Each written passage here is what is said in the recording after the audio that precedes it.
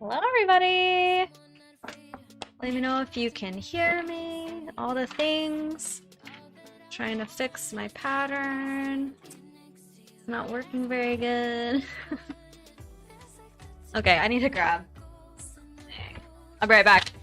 Hang tight. You get to watch Vincent play a game for a sec. I gotta grab a clip.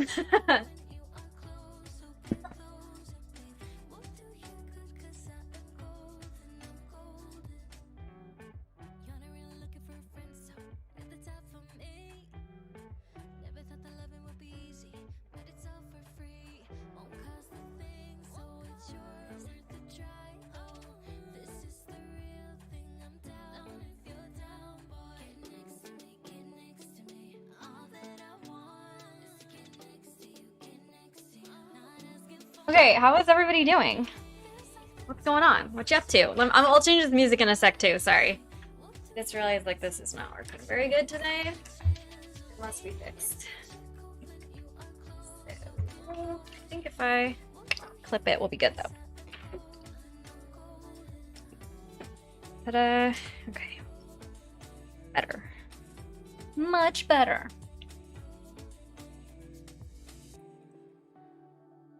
Hey, Danny. Hi, Mary. How you doing? Who else is here? I'm just gonna sip on my drink for a minute. I got this at lunch. McDonald's sweet tea. Something special. Okay. We're switching music.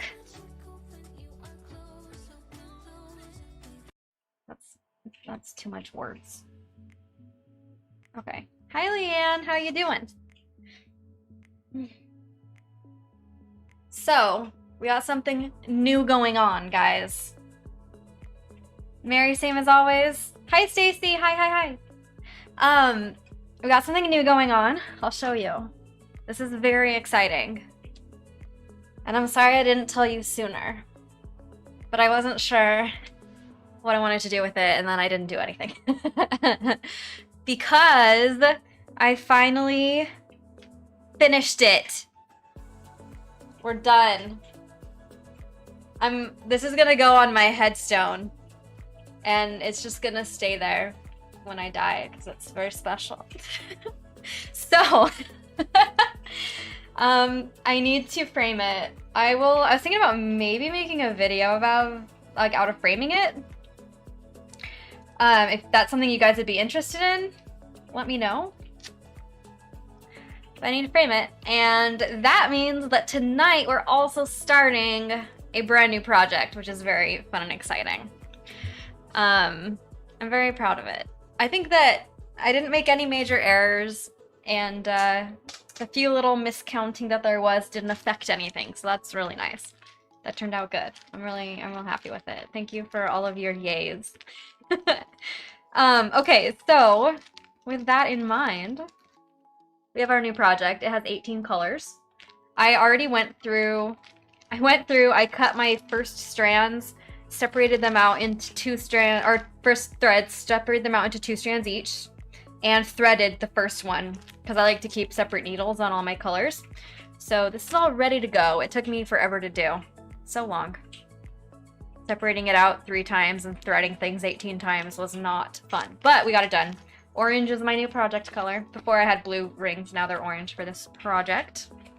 And we're starting Welcome to Rohan. That's what we're doing. Also, let me know if the music's too loud. I don't know what the balance is on your end. Sometimes I feel like it's a little loud on my end, but I know you hear it differently than I hear it. I'm gonna turn it down on my end a little. Anyway, so there you go. That's what we're working on. I'm pretty brain dead. I finished it earlier today because I didn't want to finish it on stream and then have nothing to work on. I wanted to finish it before stream. So, anyway, it was like several hundred more stitches to finish today. It was all just that one last color in the corner. But it did take a while. So I've already been stitching for a few hours today. I have also been watching Real Housewives of New York City because they finally put it on Hulu. Love Real Housewives of New York City. I don't watch any of the other Real Housewives, so I know nothing about any of the other women. I just really like the New York City one because it's New York City, I think, and I used to work with a lot of Upper East Siders when I was a nanny. I actually was a babysitter, and I made like $22 an hour babysitting Upper East Side kids. So I'm partial. I'm partial to those 1%ers up there. They're wild and crazy. I have some stories. We actually, Bethany Frankel, this is season 12 of Real Housewives of New York City. Bethany Frankel is one of the women on the show. We actually, my company that I babysat with actually used to babysit her daughter. We definitely have some stories of Bethany Frankel. She was crazy. Wild times. Her daughter was a handful. So eventually my office manager of my babysitting company that I worked with used to have to just go babysit Bethany Frankel's kid herself because no one else would. But yeah, so I love Real Housewives of New York, and I've been binging that all day and working on this. Okay. Let's get things centered. Stacy, yeah, it was a good time. Very exciting. I need to adjust my light. It's like too far away. Ooh, okay. I don't want it to be too weird. But yeah, so I was watching that. What else did we do? Nothing. I got my nails done today. I did purple. The store owner Suki was a few minutes late getting there this morning, and so there was like a couple clients waiting outside for them to open the nail salon, and there's this cute girl who was waiting, and we started talking, and she reminded me that I actually do like darker colors too, so I kind of went not totally pastel this time. I did something somewhere in between a dark color and a pastel. I think it looks pretty cute though. It's OPI, a great fit if you like colors. Hi, Brittany. Brittany, have you been on one of my streams before? I don't know if I recognize your name. Let me know. If not, welcome. And if you have been here, sorry I don't remember you. Okay, so what we're gonna do, I have my pattern right here. This is why I needed to, here it is. This is why I needed to clip it, because it's like bent from being tucked away for so long. Hopefully this will work.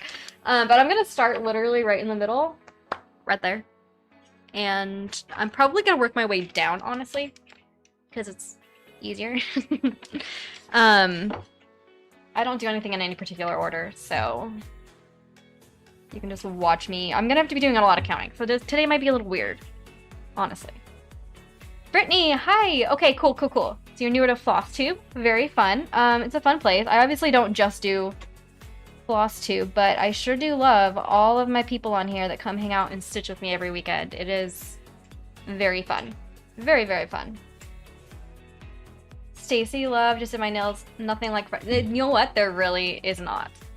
And I find that doing them regularly, my nails feel fresh all the time. Even when they're like 3 weeks old and they need to be redone, they still feel good because I do them regularly. It's very nice and worth it, in my opinion. Nilla, hi!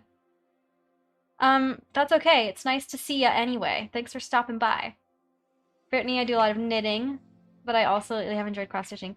Cross-stitching is fun. I can relate. I mean, like, my whole life I've crocheted. Cross-stitching is newer for me, too. I find that as like, relaxation, almost like therapy, creativity, cross-stitch I found has been more effective. I think it's something to do with, like, colors and the counting. Such a good distraction. I've been really, really enjoying it. Oh, guys, okay.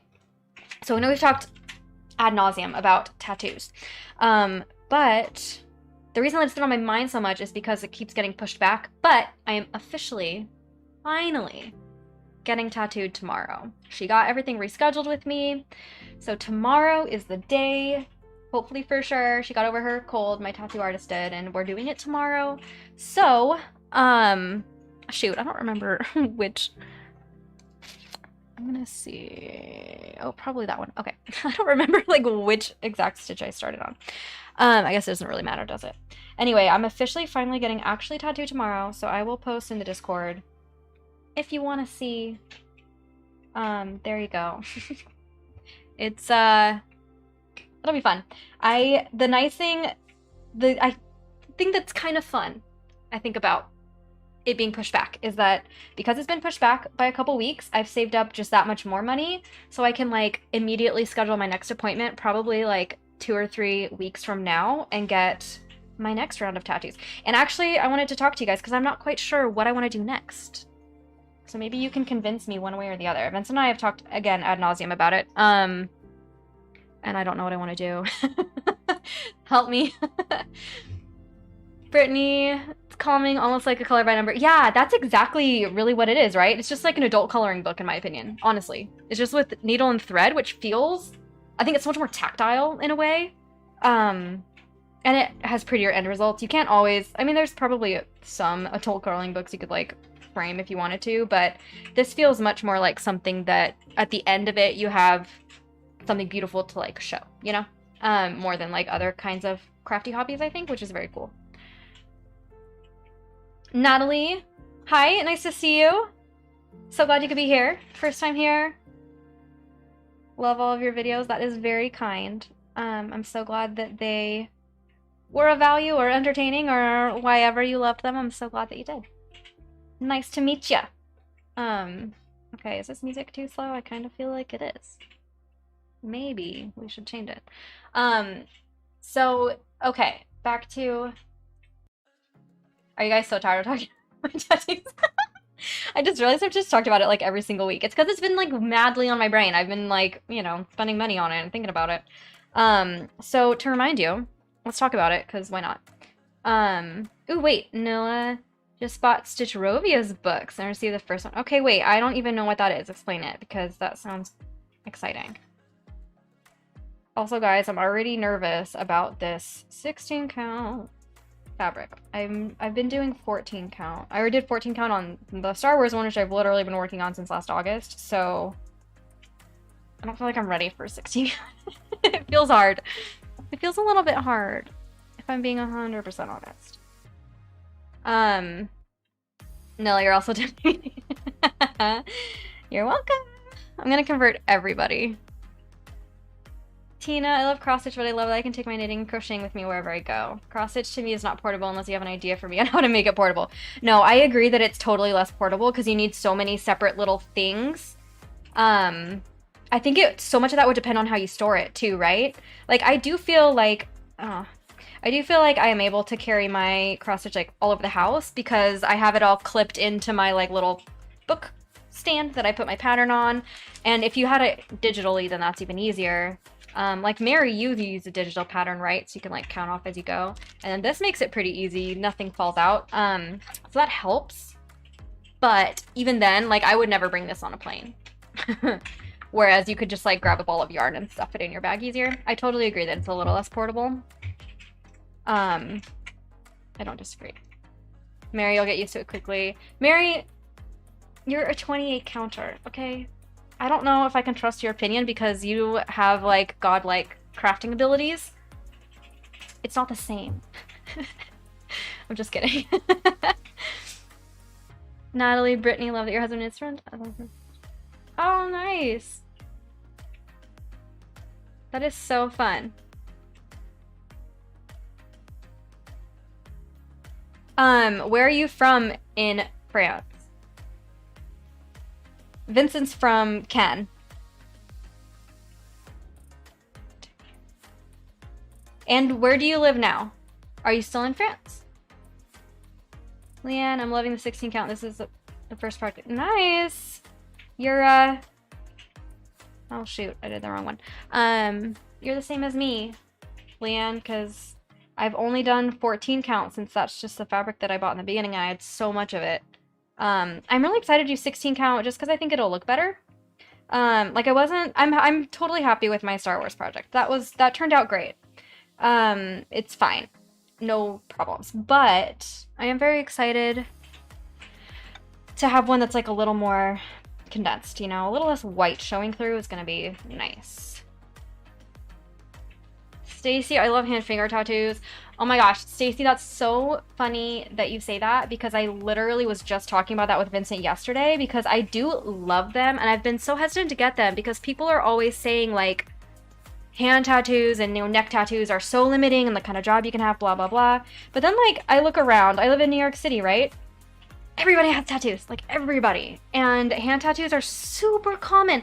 And it's like, okay, unless I want to be like a surgeon or a banker, I don't think I really need to worry about hand tattoos that much at this point, to be honest. Like I'm never going to be doing a job that I couldn't have one. And it's just way more accessible than it used to be. So I really want hand tattoos and I might get them sooner rather than later just because I love them.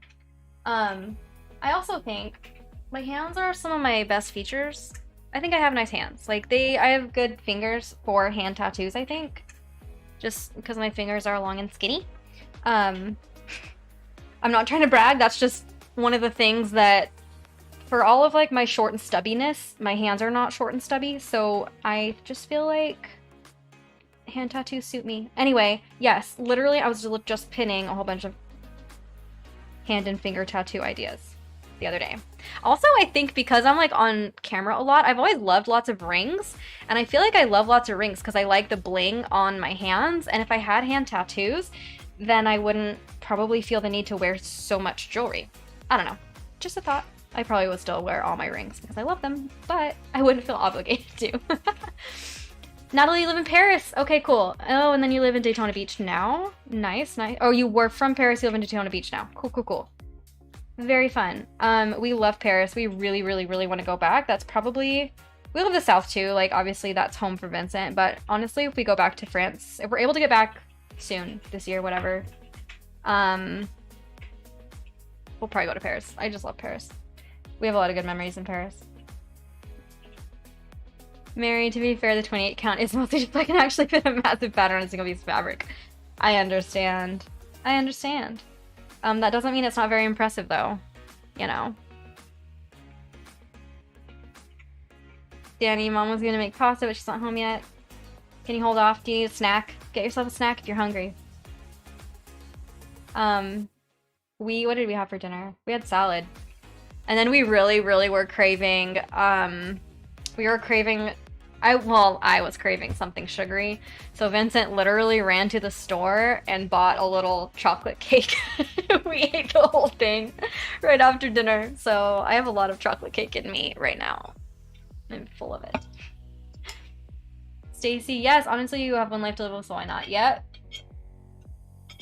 I agree. I agree. Tattoos are just not a thing anymore. It was actually so funny. In Real Housewives, today, one of the women, Sonia, if you know the show at all, she like apparently hates tattoos. And there's the newest Real Housewife that replaced Bethany Frankel, who's not on this season, is named Leah, and Leah has tattoos. And they made like a huge stink of it, like the women on the show did. And it was just like so bizarre. Like this woman who has a few small tattoos that are totally normal in the outside world, these like particular Upper East Side women were like so happy about it. Like, oh, I would never date anyone with tattoos. I just think that they just make my skin crawl when I look at them. And like, oh, they were so dramatic about it. It was crazy. But it was funny because I just haven't been confronted with that like weird opinion in a while. It's like, wow. They're so out of touch with like what the rest of the world looks like right now. Daniel, she's going on date night. That's something my dinner unless she doesn't make it. Daniel, do you know how to make pasta? I feel like you are a teenager. You should probably know how to make that. Just saying. Might be worth learning, kiddo. I can talk you through it if you need any help. For anyone who's new here, Daniel is my little brother. He lives in Arizona, but we're tight because we play Minecraft together a lot. He plays on the same server as me, Shattered SMP on Twitch. So we talk most every day. Natalie, Brittany. I also lived in... Oh, very cool. I also lived in... Biot, 15th century town, and Antibes. Oh, Antibes is so pretty. We used to go there or drive through there a lot on our way to like other places. It was always one of my favorites along the way. That's really fun. One of my friends who worked on a yacht lived there also in the summers. Very fun, very fun.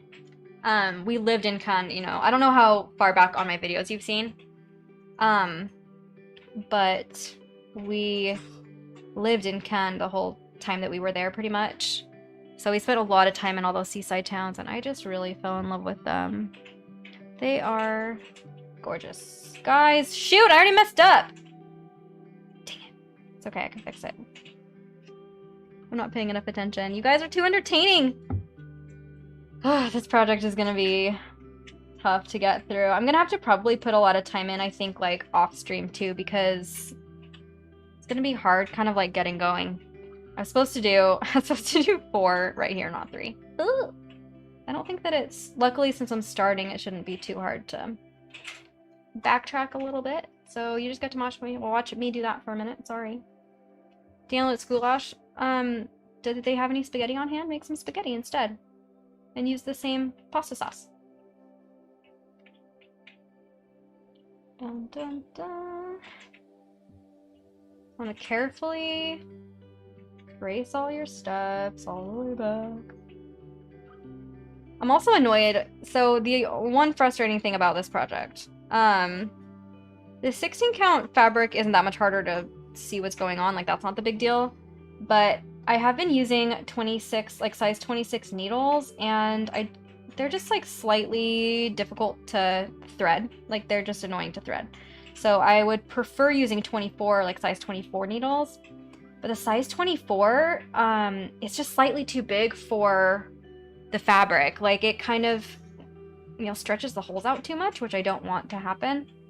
So it's kind of annoying because it's like I have to use 26 size needles again, and I don't want to. I wanted to use 24 size. I actually even bought a bunch of size 24 needles before I started this project, and then I realized, like, nah, those are not going to work. So you get to watch me struggle to thread my needles. And Mary, I know I still need to get a candle.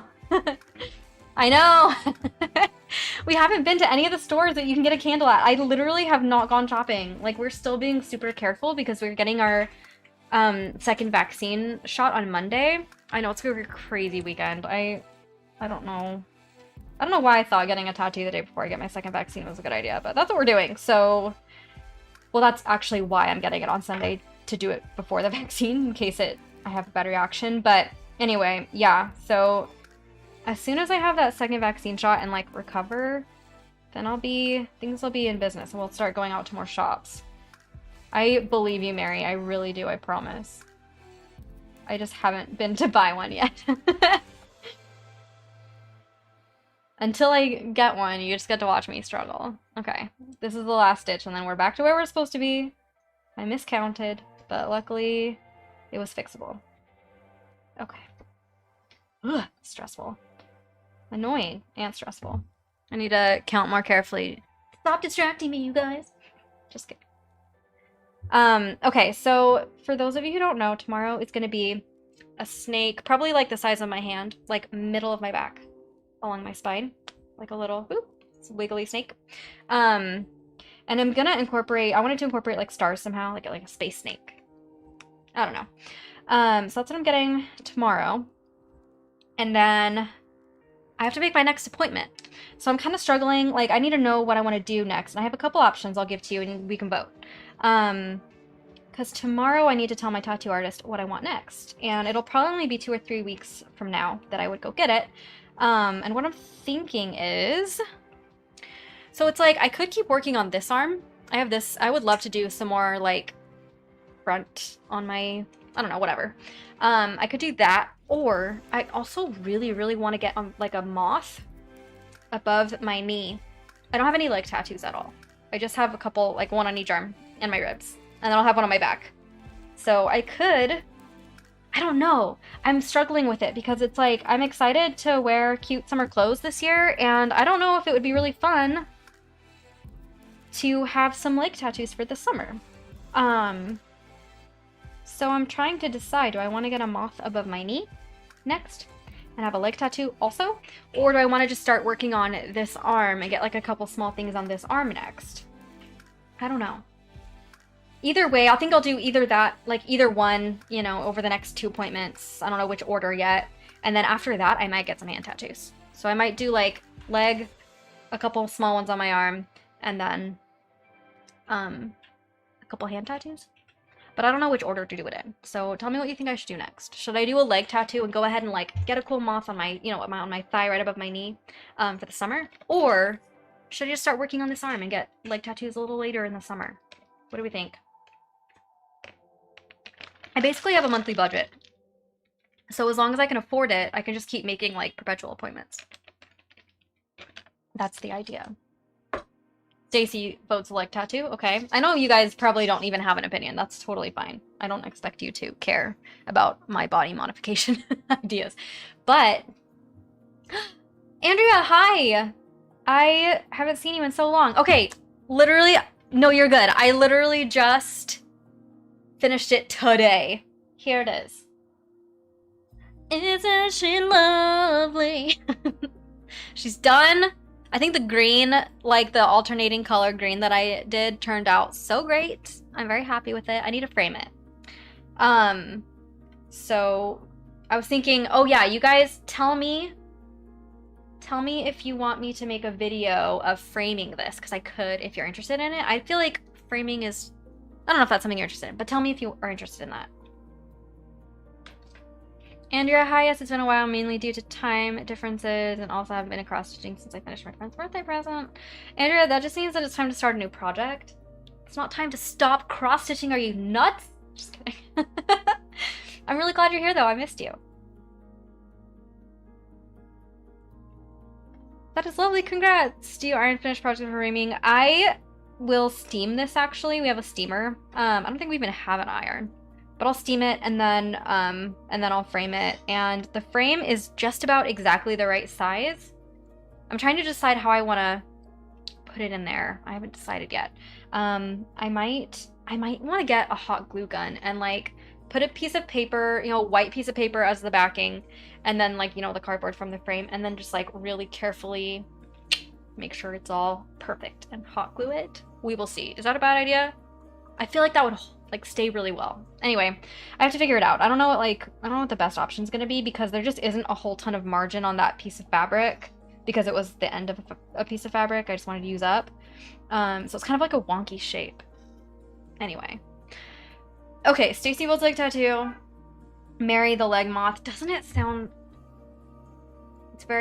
It's kind of sexy, but like in an understated way. I'm going to show you the inspo that I found, because it's great. I'll show you what I'm thinking. I have a few things pinned so you can get a visualization of it.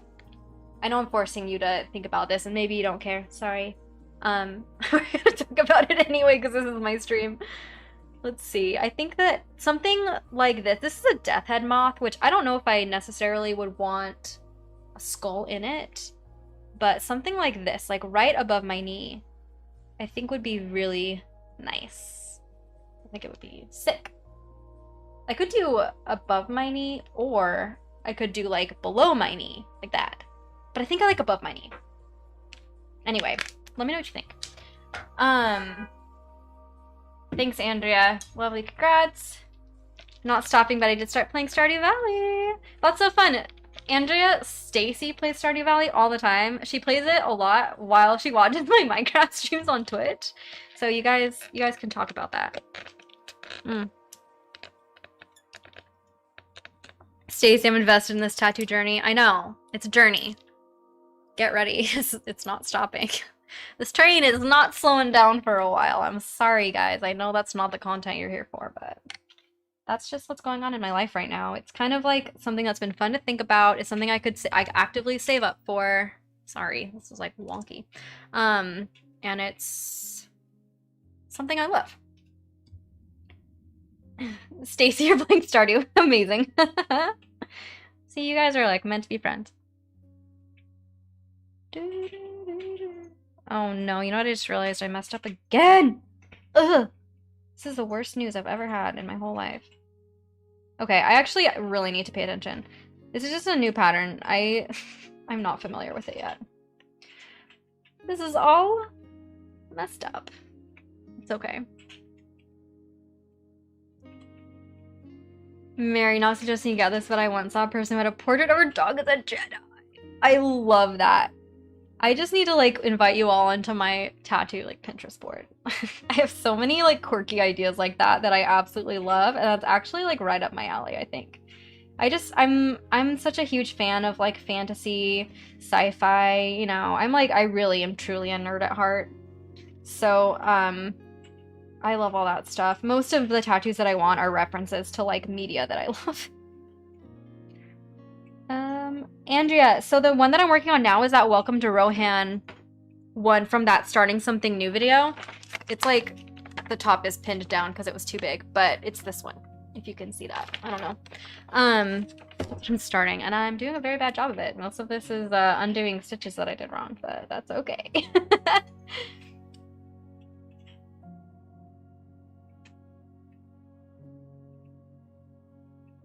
Andrea asks Stacy who's she romancing. I don't even know what that means. I feel like I really need to start playing Stardew Valley though. I hear such good things about it. Vincent, my husband, he played it on his phone for a long time. I know he still has it. He's not playing it as much lately, but he loves it. Also.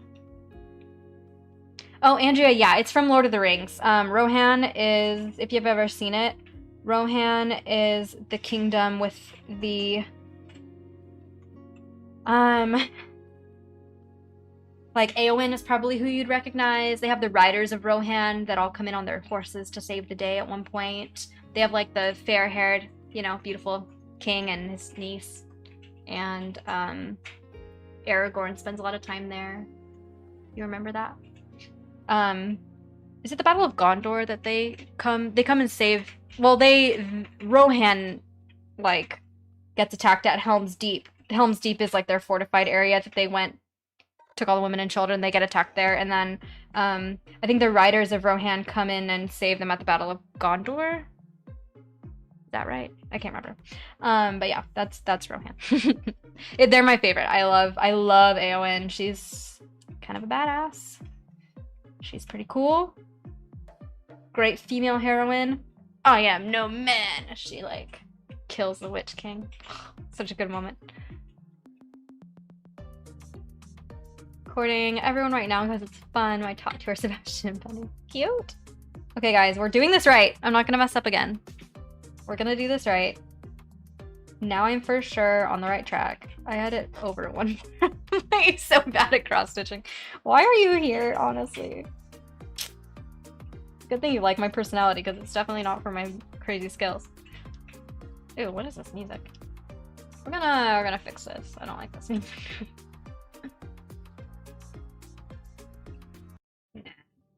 Nah, just no. Focusing on Elliot. Horse Girl Town, yep. Mary. Andrea, yeah, I mean, it's... Lord of the Rings is a classic for a reason. It's hard to follow. The story's hard to follow. But it's also so incredibly well built that there's just a lot going on. So don't feel bad because I mean, I get confused too. I don't even remember everything. And I'm a huge fan. Lord of the Rings was one of the first, like the trilogy was some of the first chapter books I read as a little kid. That's probably 6 or 7. Lord of the Rings and Chronicles of Narnia. Those were my books when I was little. Some of the first chapter books I ever read. So even I have like a whole bunch of nostalgia for them and I can't remember like anything. We believe in you, got this. Thank you. Juliana, hi. Nice to meet you. Welcome to stream. How you doing? What are you working on? Oh, also, yes, new people. Natalie and... I have to fix this knot that just developed in my string. Natalie and Brittany. What are you guys working on? A lot of people here have like ongoing projects or, you know, playing video games or whatever we're all doing. But let me know what your projects are so we can follow up with you. Andrea, I put myself through The Hobbit and honestly couldn't then read Lord of the Rings. Tiny letters, huge books. They are so hard to read. I only got through them because I read them first. I think if I had started with Harry Potter, which came out, like the first book came out. When was it? I don't even remember. I think the first movie came out when I was like 6 or 7. Anyway, I read the books like pretty much as they came out, and I don't think I would have gotten through them either if I had not started with them. With Lord of the Rings, I mean. If I had started with Harry Potter, that would have been it for me, because I'm a huge Harry Potter nerd.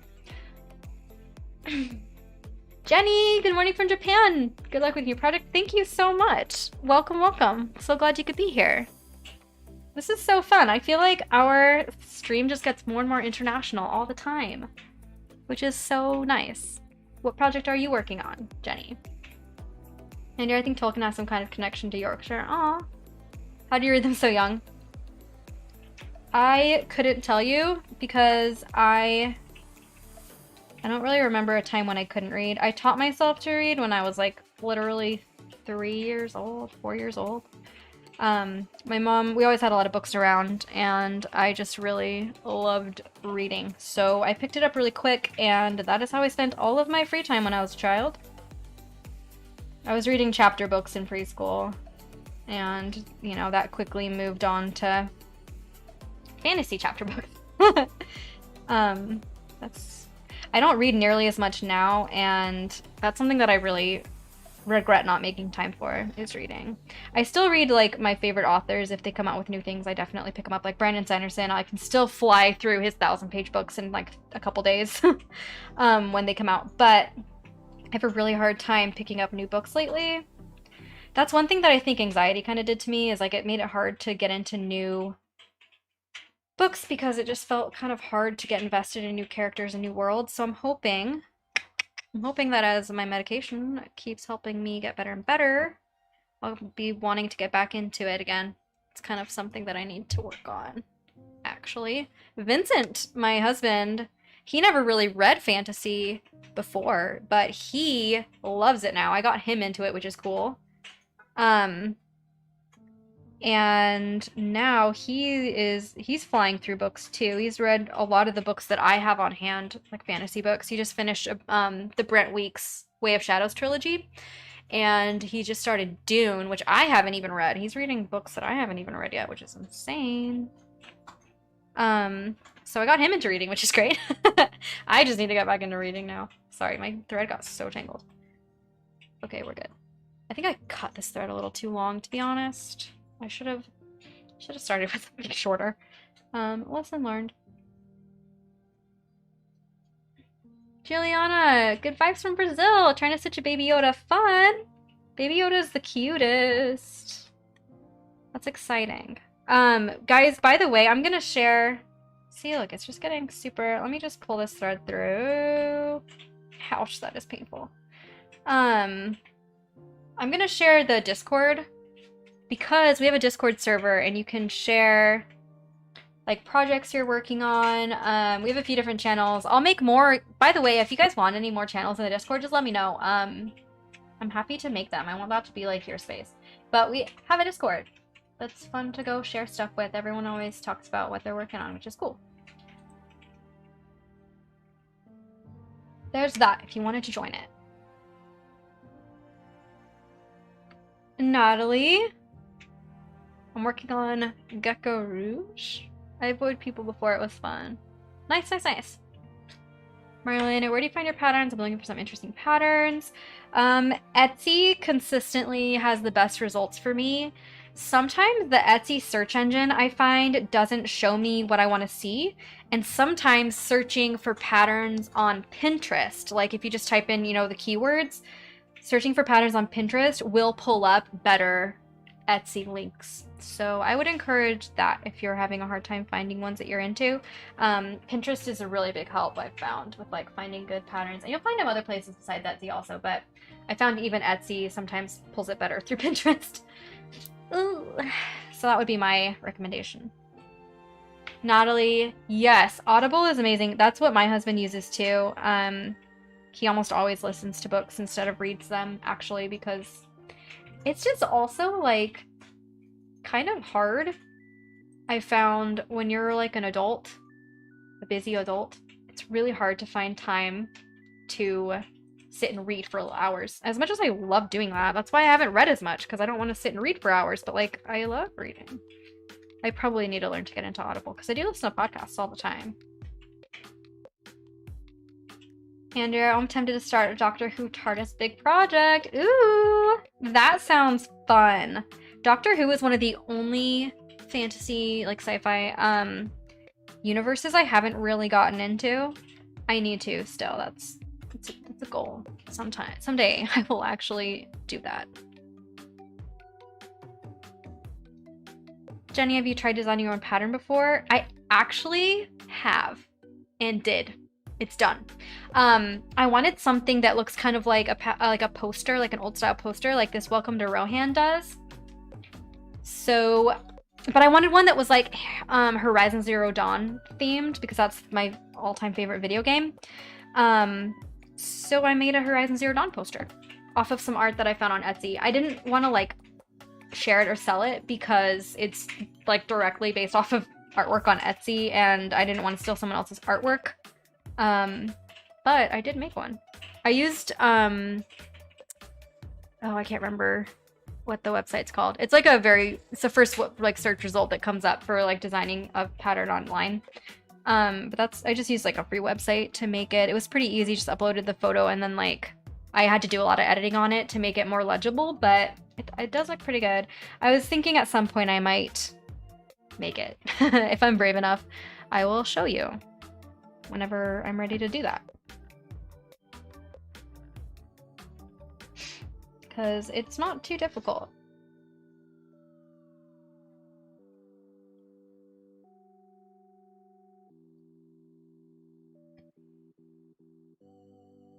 I feel like this music is weird too. Why is this? I don't like it. Doesn't it feel kind of like a video game?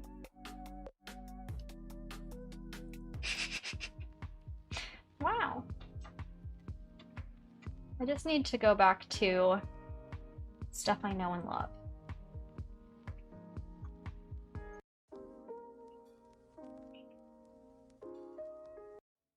The stuff is a little better. Cool. Okay. Loading menu music. Yep. Exactly. I think this is a little better. I like the more retro sounding stuff. Generally. Okay guys, we did not mess up this time. We are not messing up anymore. I have banned messing up from this live stream, so it's not allowed. At least for me. You guys can mess up all you want, but I can't because I'm tired of having to undo stitches. No more messing up. I'm almost done with this like little pattern. There isn't a whole ton of it. It's just like a little bit on this tower of this little what's this called? It's not a cathedral. It's just like a town hall. Castle? It's not really a castle. It's kind of smaller than a castle. Whatever that's called. Andrea, messing up as part of the cross-stitching experience. It very much is, unfortunately. I think I've gotten pretty good at undoing my mistakes. It's just annoying when I make them twice, which I just did. The keep! Yes, thank you! That's what it's called. I couldn't think of it. We don't have anything that's a keep in America, so it's not a word I have to think about very often. That's what it is. Okay, let's see. I don't need to use this color anywhere else. I think I'm actually just going to finish off here after I'm done with this little section. Cool, okay, so it seems like you guys are excited about the leg tattoo idea, so maybe the moth will be my next one.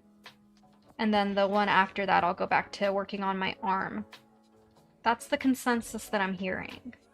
I have to make a decision so I know what to tell her tomorrow. Stressful. It's hard, like, I want to do everything, but I want it all at once because I'm thinking about the finished product. So I think that's why I'm struggling to make decisions, because it's like, I don't really want to do the in-between part where I only have one or, you know, a few of those tattoos. I want them all. Okay, got to... The third got tingled again. Like it always does. There. Cool. Mary, are you working on your big project tonight? What are you doing tonight?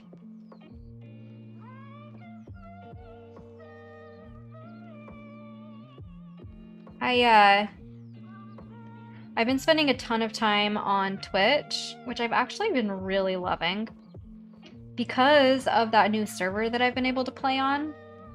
It's just been so fun to like have other people to play with and like to build something together. It's like something that's like bigger than you know? Like you're building your own little houses and you're playing, it's just a video game, but like it feels like a community and you like share with each other and you support each other and your efforts, and it's been so fun. So I'm sorry, but I haven't put out any finished YouTube videos lately. I've kind of honestly just been waiting until my medication kind of got settled in and we got vaccinated so we could actually go out and do stuff for like vlogs and different things. And then I think I'll be excited about making videos again. It started to feel kind of hard because there's nothing to talk about. Like I'm so tired of making videos of me sitting in my apartment. Anyway, so in the meantime, just hanging out on Twitch, doing lots of exciting things in Minecraft. So if that's your thing, a friendly reminder that that's where I've been. And there's plenty going on there. I stream there Monday, Wednesday mornings, and Friday afternoons, and then sometimes even more if I feel like it. I really want to do another crafty live stream too. I just haven't figured out a good time to do it yet. But Vincent doesn't have classes for the next like 2 weeks. He has almost no classes. So I'll have more time to maybe fit in a couple extra crafty streams here soon. So I just wanted to let you guys know that too. Like look out for extra streams or like on YouTube because they're coming, which is very exciting. Okay. Putting this one away. Time to get a new color. What do I want to work on now is the question. I think I'm going to work on the archways of the keep. Thank you, Mary, for that word that I could not think of. And because this is a new project, I have no clue what all the color symbols are. I need to look and see. I had to switch out 2 of them because they didn't have them in stock anywhere. So I had to swap out a couple of them, but everything else is standard, which is nice. Okay. 950 beige. Ugh.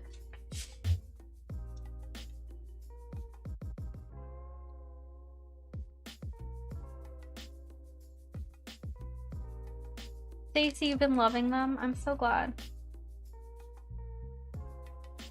I just enjoy them as background noise so much.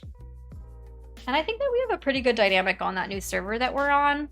It's weird because I'm almost 27, right? And then the guy whose server it is that he built, he is 19 and Canadian, and then he has friends that play also that he knows that are like around his age, plus my little brother and a girl from the Netherlands who are like 15. So it's like a really kind of a broad age range, and I'm kind of like the mom of the group for sure, just because I'm older. And I've kind of been loving that too. Like that's been a really fun thing for me, is I feel like I'm just like hanging out with my little brothers. It's been like so fun. So I think it's kind of a fun dynamic between everybody, because everyone's like pretty respectful and like kind, since there is such a broad range of people from different places, which, you know, diversity breeds like respect and consideration, I think, in groups like that, which is cool. Ah, no. But yeah, that's where I'm spending my time. I need to figure out how to cut them down. I have a YouTube channel for video game videos, but I haven't figured out how I want to cut them down yet. And the problem too is that a lot of my earlier streams I play music on, and I like playing music on the stream, but then that means that if I like have it recorded and cut it down, the music is like all cut up, which is not great. So I have to kind of figure out what I want to do with that too, because that is not super wonderful. Don't love that.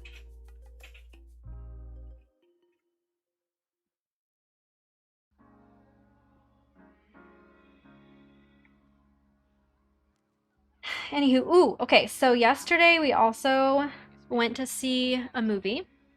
we wanted to see Mortal Kombat, but we didn't realize how fast it would sell out, so we missed our chance to get tickets at the big theaters, which is a bummer because it doesn't look like they're going to be showing them at the big theaters anymore. I think things are still just like kind of crazy with scheduling. Like there's just like really limited releases for movies.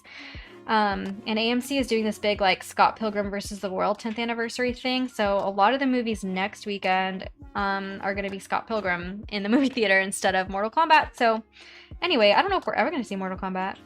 I have no idea because I think we missed our opportunity. But because we couldn't go see that, we instead decided to go see this movie called In the Earth, which Stacy you would have already known about because I talked about it on the Twitch stream the other day. But I'm just here to tell you that it is a super weird movie. And you will not like it if you don't like super weird, like, psychological thriller type movies. It is kind of wild. You never really... It's like one of those ones where you never really know what actually happens, and it's just, like, a lot of crazy sounds and images, and it's beautiful, and the sound design in it is amazing, and I think the story is pretty compelling and interesting also, but it's oh man. There's at least one couple who left early, I will say that. It was a strange movie. It was good, but it was strange, so you have to really like that kind of stuff, I think, so that's fair warning. Just here to give you your movie review for the week, since we've been seeing a lot of them lately. But one really cool thing is that I noticed that, like, usually I don't like horror films because they have really kept me up at night in the past. Like, they've made me, really, my brain goes crazy at night, and they really start to scare me. I didn't have any of those issues this time, and I'm kind of waiting to see if maybe that is due to my new anxiety med, if it's making it so that my brain just isn't quite so hyperactive with, like, fear and, you know, that kind of triggering stuff. Because, yeah, like, it was a movie that would have kind of scared me, and, like, I would have spent a long time kind of thinking about it and feeling icky about it, and I just, like, it didn't even bother me. Like, I just went on with my night. So, I don't know if it was the movie itself that just wasn't compelling, or if it's just that I have so much less anxiety right now that, like, it's just not bothering me anymore. But that was a really nice surprise because I was really apprehensive about going to see a horror film at all, and it was, like, totally fine. I was like, okay. Jenny, what are some of your favorite films? Ooh, we can definitely talk about that. There was a time when I would have said Moulin Rouge is my favorite movie ever. The first time I ever watched Moulin Rouge, I literally finished it and hit play and started watching it again because I just loved it so much. That was in high school. So for a long time, Moulin Rouge has been in my top favorites. Man, everything about it was just so over the top and amazing. Oh yeah, Daniel, I will once there's more going on it, because I just feel like there's nothing happening yet. But I will definitely also talk about it in my Twitch stream, because it's, like, more relevant to Twitch anyway. Anyway, so I love Moulin Rouge. I also really, really love When Harry Met Sally. Of, like, the 90s rom-coms, When Harry Met Sally is definitely my favorite. I love Meg Ryan, like, early Meg Ryan movies, and that one in particular is near and dear. I also really love Brittany Murphy, and The Ramen Girl is a very underrated movie, I think, of Brittany Murphy's. I just think it's so good. I love The Ramen Girl. If you like Brittany Murphy movies and you haven't seen The Ramen Girl, you should, because it's just fabulous. So those are some of my old favorites. I also obviously watch the Twilight Saga over and over again because I am a crazy person. I do love the Twilight movies. They're kind of like, I kind of love them sarcastically, but I do love them. Otherwise, what else do I love? I really love Wes Anderson. I love pretty much every movie he's ever made. The Royal Tenenbaums. I love Moonrise Kingdom. Even, like, the Dog Island movie, I Love the Dogs, is kind of a surprise hit. Grand Budapest Hotel might be my ultimate favorite Wes Anderson movie. Fantastic Mr. Fox. They're just he has so many good films. I really love him. I really, really love Damien Chazelle's movies. Whiplash and La La Land. I hope that he makes more soon because I love everything that he's put out so far. What else? I don't know. I really love the 2005 Pride and Prejudice. That one is... Oh, I watched that movie over and over again. It's just, everything about it is so beautiful. What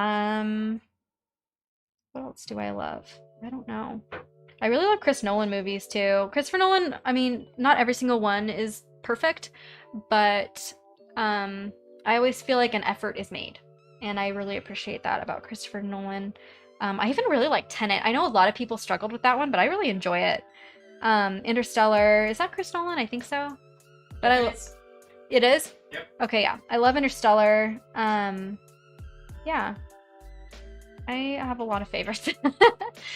But I have even more favorite TV shows. I honestly watch more TV shows than movies. I do watch a lot of movies, but TV shows are near and dear to my heart also. So, was that a good list? I don't know. Does that make me sound basic or interesting or smart or I don't even know. I don't know if there's some good choices or not, but those are a lot of my favorites that I have seen, all of them many, many times over. Yes, Pride and Prejudice, man. Stacey, yeah, that movie soundtrack. If you want like classical sounding but still modern, beautiful, soft music, Pride and Prejudice soundtrack literally cannot be beat. I just love it so much. Jenny, I love in Budapest. French Dispatch. Yes, that is a new one. Is it? I don't know, how new is it? I can't remember, but that is another one that I'm excited to see eventually. Mary, you really need to watch Pride and Prejudice. You do. It's so good. The Keira Knightley one. I love the BBC limited series is good. But it's too long to like watch over and over again in my opinion. And the old Pride and Prejudice with Laurence Olivier is like my mom's favorite. But that one, it's too historically inaccurate for me to enjoy. And I think the Pride and Prejudice 2005 Keira Knightley version just has this beautiful mix of cinematography and incredible music and beautiful costume design and pretty great casting that just makes it like the perfect in-between of all those other ones. So that one reigns supreme in my opinion. Any TV shows you'd recommend, Andrea? Yes. Oh, Dana. Hello. Andrea, Bridgerton soundtrack is so good, and that's it's just a great modern interpretation of a lot of, or like, I guess, classical interpretation of a lot of modern music, which is so fun. I need to listen to it more.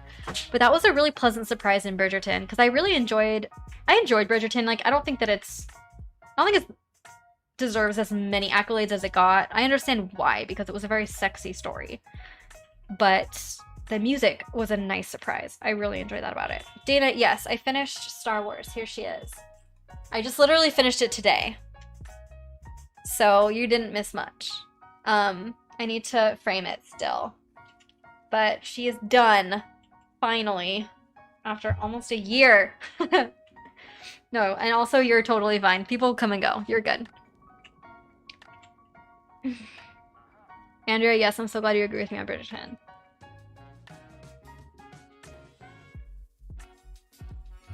Andrea, the books, like the Bridgerton books are, Bridgerton books are better. I didn't even know they existed before the show.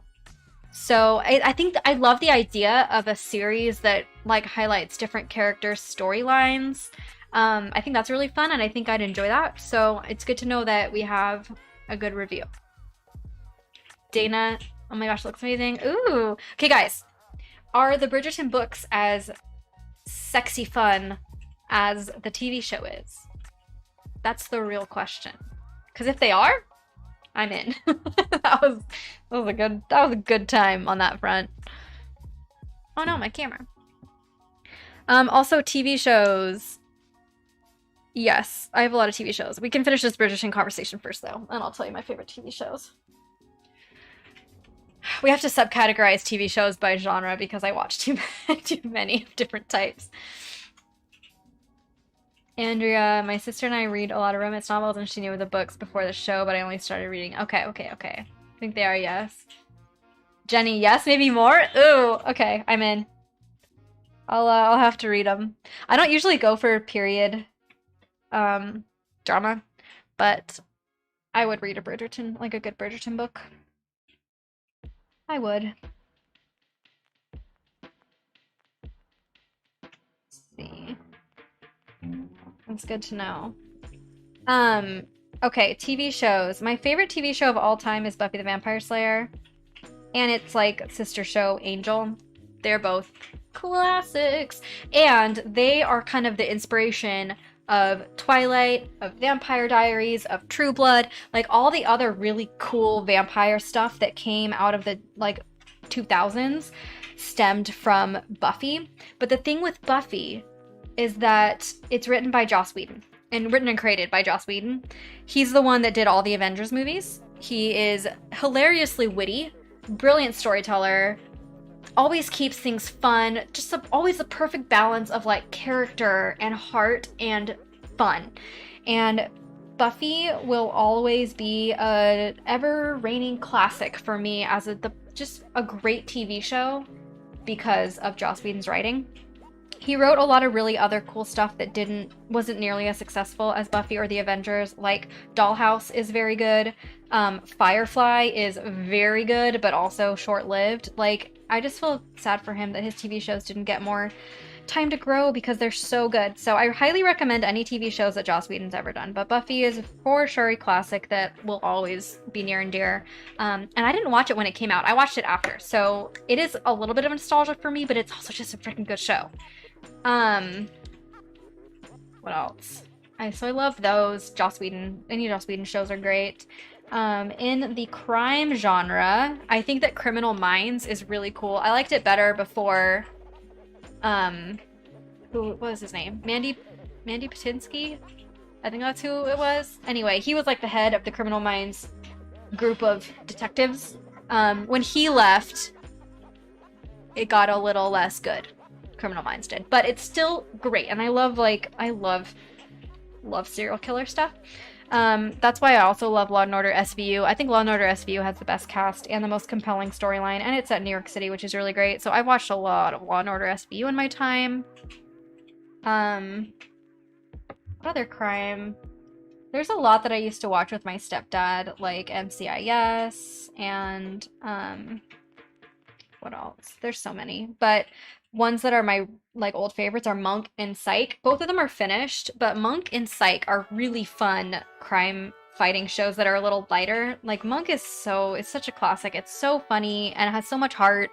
So I highly recommend Monk if you like crime drama with a little bit of humor.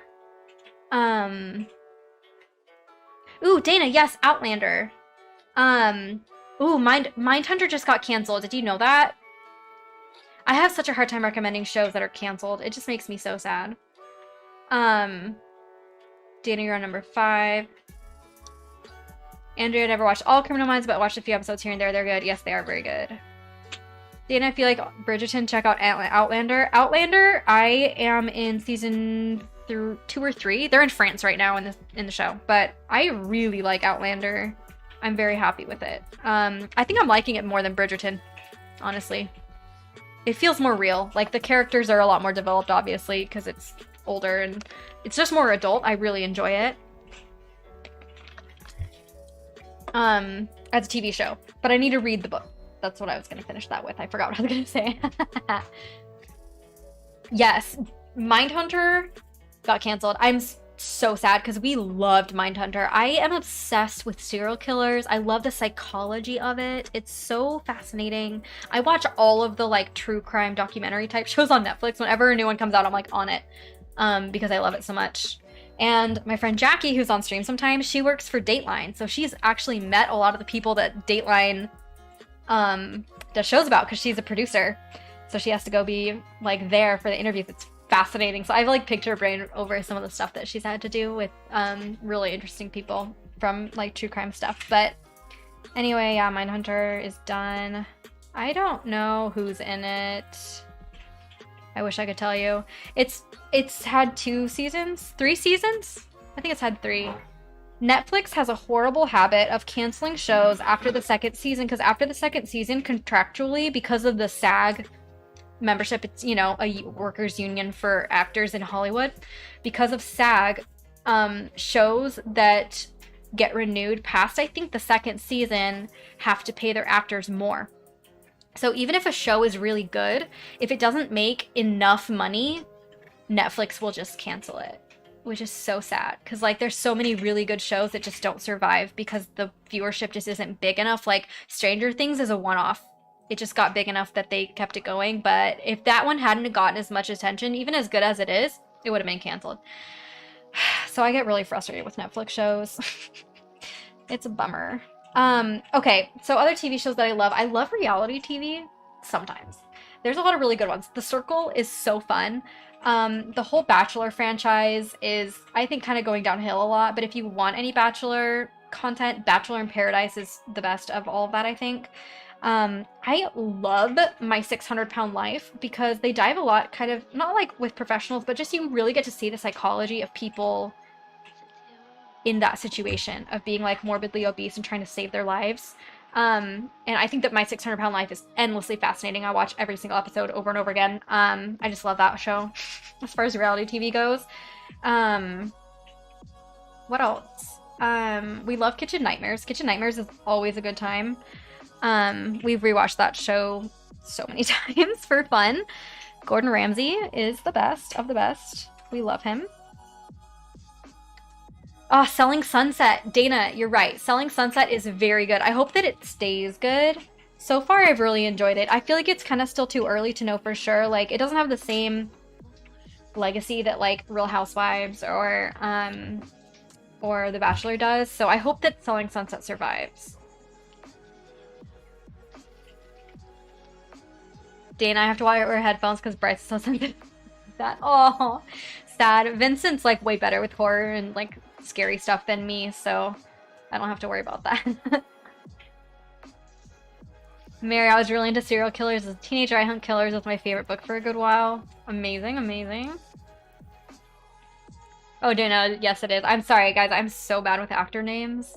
I'm, like, having a hard time remembering all my favorite shows, which is lame because I have so many. I'm just really bad with names. Dana, yes, Ozark is so good. Ozark was also canceled. So I think whatever season's out is the last one. I don't know if they renewed it. I don't know if there's one more season coming out or if it's like done. But that one also got canceled because, again, not enough viewership. It's so sad. Fleabag. Circle, yeah. Ooh, Rain I really enjoyed. It's like the fashion in it and stuff is so weird. But I did really enjoy it. I like the actor that plays the main character. I can't remember her name. I haven't watched it in a while, but I did watch it like as it came out. Think there's one more season. Okay, good. We are in the middle of Ozark. We kind of took a break from it, but I do really love it. What other shows do I love? I need to like look. As far as like comedy, you know, like not really sitcoms because I don't even like sitcoms. I never watch them. But as far as like comedy shows, obviously The Office is a classic. I've watched it more times than I can count. I know everything about it. Also, Office Ladies podcast has been a really fun way to still get my Office fill without getting too... Oh, yes! Okay, Dana, that's what I was thinking of. Dana, yeah, the fashion is super weird. I do watch Handmaid's Tale. Obsessed with Handmaid's Tale. Love it so much. Under His Eye.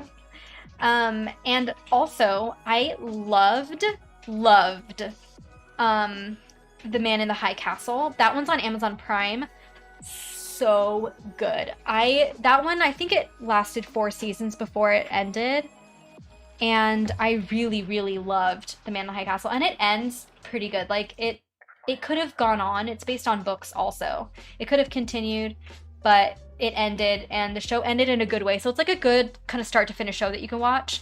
Some other shows on Amazon Prime that I love are The Boys. The Boys, it kind of took me a little while to come around, but The Boys reminds me of a very adult version of Brandon Sanderson's Steelheart series, which I do very much enjoy. It's just like people with superpowers that are not superheroes, right? Because like we have all the comic book genre of people with superpowers who are superheroes.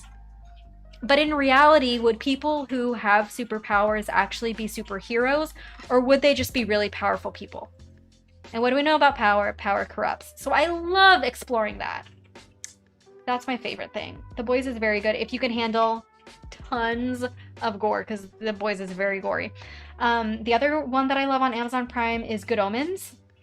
That is based on a book by Neil Gaiman, who is my all-time favorite author ever. I love him so much, and that is a freaking great book, and it's a great TV show. It is so fun. I really hope it continues because I love Good Omens. Me and Vincent both really enjoyed that one. So those are some Amazon Prime ones that I'm super into. I don't know what else. Handmaid's Tale is really probably the only one that I've, like, Hulu original that I've really gotten into. But Handmaid's Tale is so freaking good. I hope they don't ruin it. I'm nervous. Stacy, the Audrey Hepburn doc on Netflix was good. Ooh, I haven't watched that. I do love Audrey Hepburn. I have a lot of her on my, like, collage wall over here. Andrea, I read The Handmaid's Tale and also The Testament. They both affected me quite a bit, so I'm worried about watching the show. The show was very much manageable for me, and I'm very much affected by it, by things like that too. And the show, obviously, it's 4 seasons long and it's based on a very short book. So they've taken a lot of creative license with like how the story's told, and it's very different from the book. It's hard to watch, but it's so good. So if you can deal with knowing the content of it, I highly recommend trying to push through because it is so good. And we don't know how it's gonna end yet, which is exciting.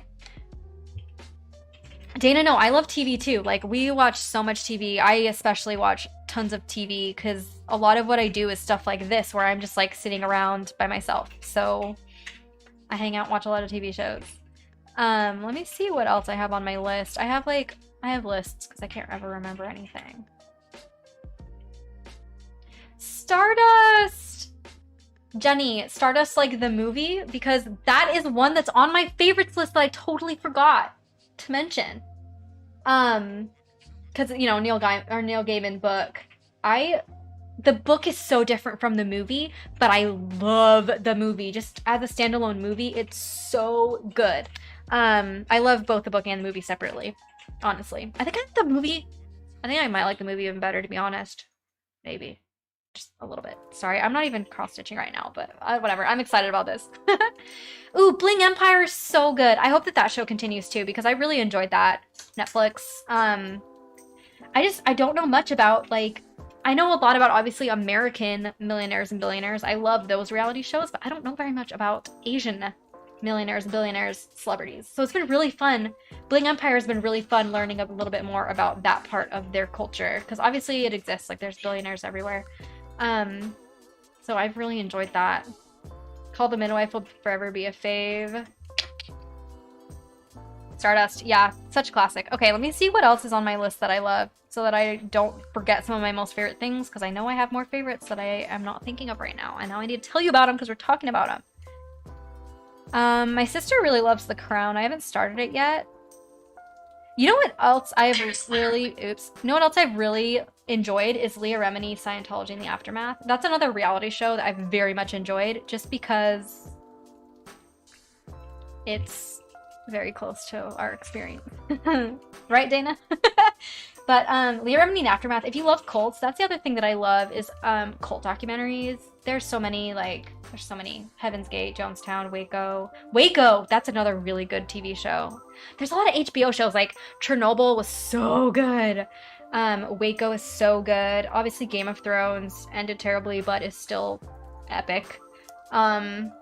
What else from HBO do I love? True Blood is really good. There's so many good HBO shows. I like binged a whole bunch of them when we had HBO Max for a little while. And I can't remember. Tell me if there's more HBO shows that I'm not thinking of, because I know there are that I can't remember. Dana, do you watch Sense8? Yes. I can't remember very much about it, to be honest. But I remember liking it. Vincent watched more of it than I did, I think, actually, now that I think about it. Sense8? Yeah, I watched it all. He watched it all. I don't think I finished it. Ah! My It had a weird ending, to be honest. Did you hear that, Dana?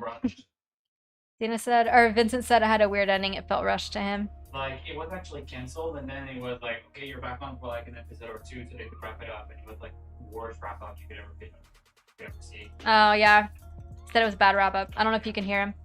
Oh, Breaking Bad, another favorite. Oh my gosh. I also really love American Horror Story. I know it went downhill, but I really loved American Horror Story for a long time when it first came out. Scream Queens. Scream Queens was a lot of fun. I really liked that with Emma Roberts. That was a really good one.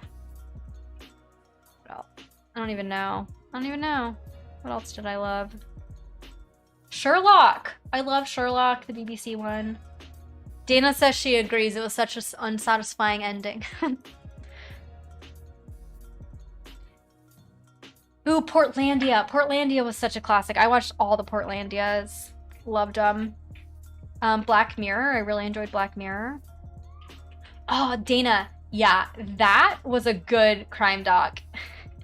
Me and Vincent. It's very much like a We Did It Reddit moment. I don't know if you guys know that reference. Is it from the Boston bomber? Is that what that's from? Vince? Say again? Is the We Did It Reddit, is that from the Boston bomber? Yeah. Okay.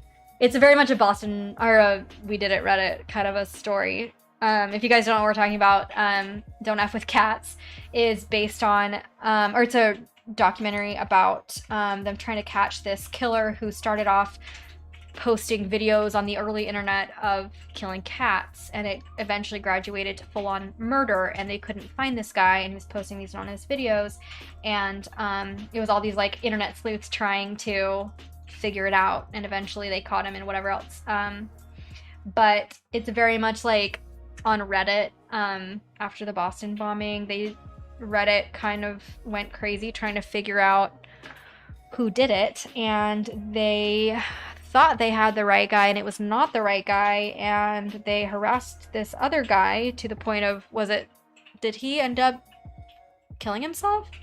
Is that what happened? Yes, it did.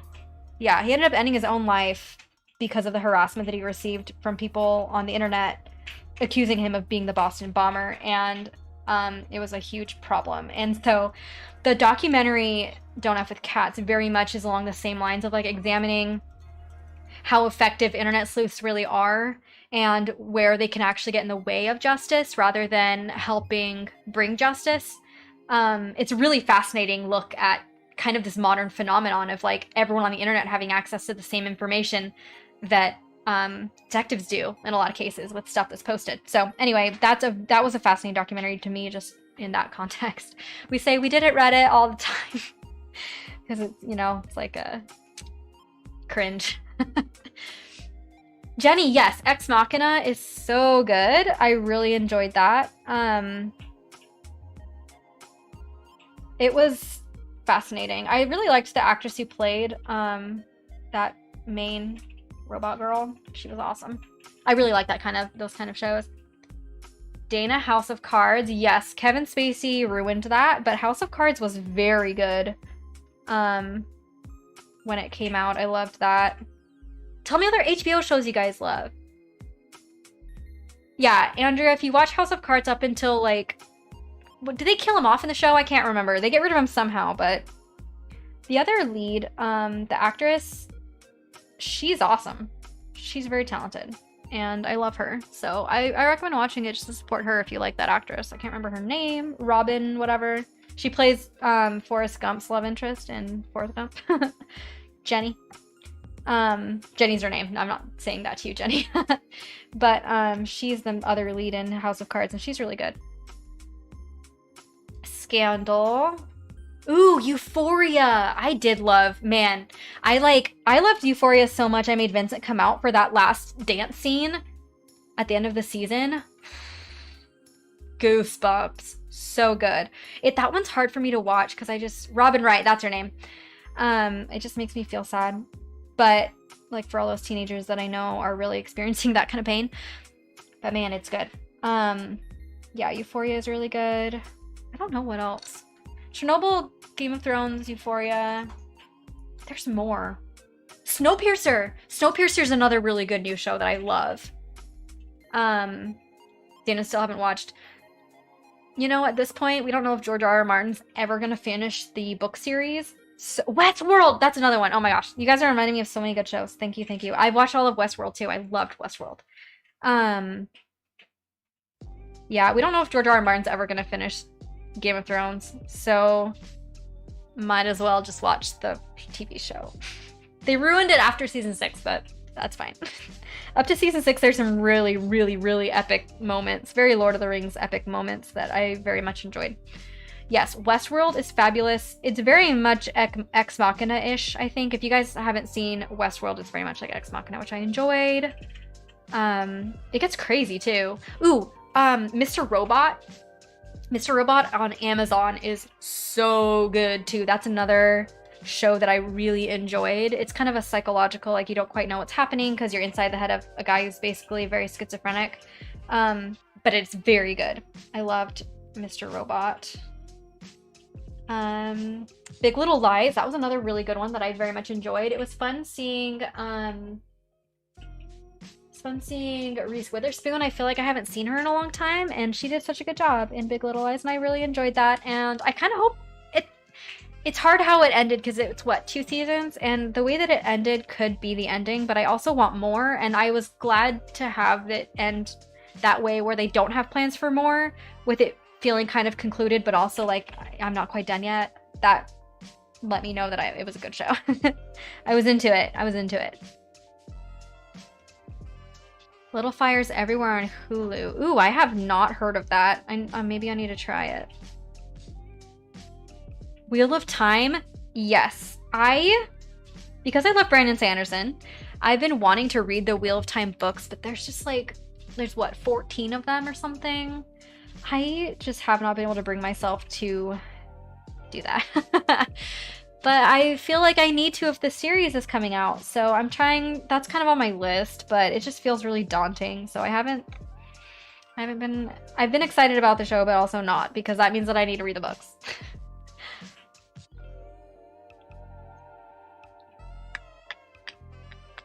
Is Little Fires Everywhere you're talking about, Dana, with Kerry Washington and Reese Witherspoon? I love Kerry Washington. Wheel of Time is so worth it. Okay. This feels really hard. That's one of the only, like, big fantasy series that I feel like I haven't wanted to touch, because it's just so much. But I know I need to just buckle down and do it. Jenny, yep, 14. Guys, I just love that you all know, like, what I'm talking about. It makes me so happy that I can, like, make all these references to other, like, fantasy and sci-fi stuff, and you just know. I just gotta tell you, you guys are, like, my people. Seriously. I love that we can talk about this stuff.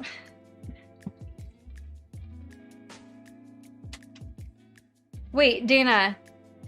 What's ACOTAR? I don't know what that means.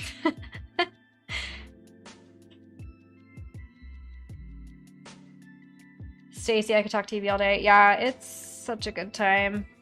I've just watched so much of it. Talking about it feels like I haven't wasted my time quite as much. Ooh, Dana, yes, I really, really liked... Ooh, sorry. I took a sip of Vincent's beer earlier, now I regret it. A Court of Thorns and Roses. I have heard of that, but I haven't wanted to try it. Yeah, I really enjoyed Revenge. I don't know if I loved how it ended, but I did love the show. Throne of Glass. Okay, those are those like YA technically? Or are they in the adult section? I feel like they're YA, which isn't a problem. It just helps me know how long and serious these books are going to be if I start them. I can tell you some of my favorite book fantasy series. I love Brent Weeks's Way of Shadows. I love, oh, what's his name?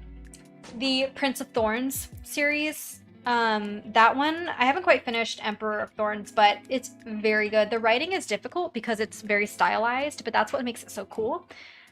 New adult. Okay. Jenny, a bit spicy. One Tree Hill. I am a Gossip Girl person, so I don't know about One Tree Hill. Gossip Girl and Pretty Little Liars were my poisons of choice when I was younger. So yeah, and then anything Brandon Sanderson, obviously, just because his world building's so great. I don't love the Mormon influence of Brandon Sanderson. I think that he does a good job with the books, but they're very sexless, and I just feel like that's part of the fun of fantasy books. So I don't love that about those. But I do just love his world building so much that I can overlook it. I also really, really love The Lies of Locke Lamora. It's not a very long... I mean, the series doesn't end super strong, but the writing is really fun. It's witty. The banter is so good. So I really love The Lies of Locke Lamora in particular. And then the other two books in the series, you can take them or leave them. But Lies of Locke Lamora is a favorite. I also read... Oh, what's it called? I can't remember the series name. Kushiel's Dart is one of the books. I need to look up the series name because I can't remember what the series of books is called, but it's basically like it's about a technically a prostitute in a world where they made it like purposeful. It's really hard to explain, but I really enjoyed those books when I read them. Let me see what the name of it's by Jacqueline Carey. I just can't remember the name of the series is called Kushiel's Legacy. I really enjoyed those. If you want like some sexy fantasy fun, those ones were very good. It's kind of like BDSM fantasy, but it's actually a really good story, and it has a really strong female lead. And it's not just her having sex, it's like purposeful. So I really enjoyed it for that reason. I can recommend those, I think, tentatively, if that's your cup of tea. But those are some other ones that are not on my bookshelf that I did really enjoy. Gauging towards 20-something says very spicy. Okay. I like sexy fantasy. I think that's part of the fun, to be honest. Aw, Jenny, halfway through Elantris. Elantris was the first Brandon Sanderson book I read when it first came out so long ago, and I've loved him from the start. Elantris is definitely not the best book as far as writing goes, but it's just so perfectly illustrates his great world building and story setup and the satisfying ending thing in a really short book, which I really love about Elantris. I think almost everything else he's written takes more time to come to a really great conclusion, and Elantris is just so perfectly just in one nice little package. It's a great intro to Brandon Sanderson, but everything else that he's done is better writing because it's more, he has more experience, which is so cool. So if you like Elantris, then you'll love everything else he's ever written, which I think is great. Marley, hi! I'm so glad you got a break from work. How are you doing? Glad you could hang out. Also, my thread is getting so tangled. I think I need to use shorter threads, guys. I need to get used to working with 16 count. And this fabric is a lot stiffer too. I think it's kind of shredding my thread a little bit more than I'm used to. Lesson learned. Dana, I learned for a book to be YA. Oh, you read a lot of technically YA books, don't you? I see you post about them frequently, but that makes sense if it's just based on age and not maybe on content so much. Mary, dang, now I feel like I gotta spice up. You don't need to spice anything up. Remember, Brandon Sanderson. Sexless, completely sexless, curseless practically, and yet one of the biggest authors on the planet right now. So don't even worry about it. You do whatever you feel comfortable writing about. Dana, what was the BDM fantasy? That was the Kushiel's fantasy series. Kushiel's Chosen is one. Kushiel's Dart. I think it all starts with Kushiel, Kushiel, and it's by Jacqueline Carey. You'll find it. It's a very, very popular series. Okay, let me show you, Bryce. Also, hello, how are you doing? Here's the Star Wars one that I finished. Switch sides. Can you see it? It's really hard to do this backwards. There you go. Technically, everything that looks gray is technically green. It's just kind of weird lighting because it's dark. This will be over my face when I die because it took me so long to finish that it needs to be an integral part of the rest of my life somehow. There you go. Is that a good show and tell?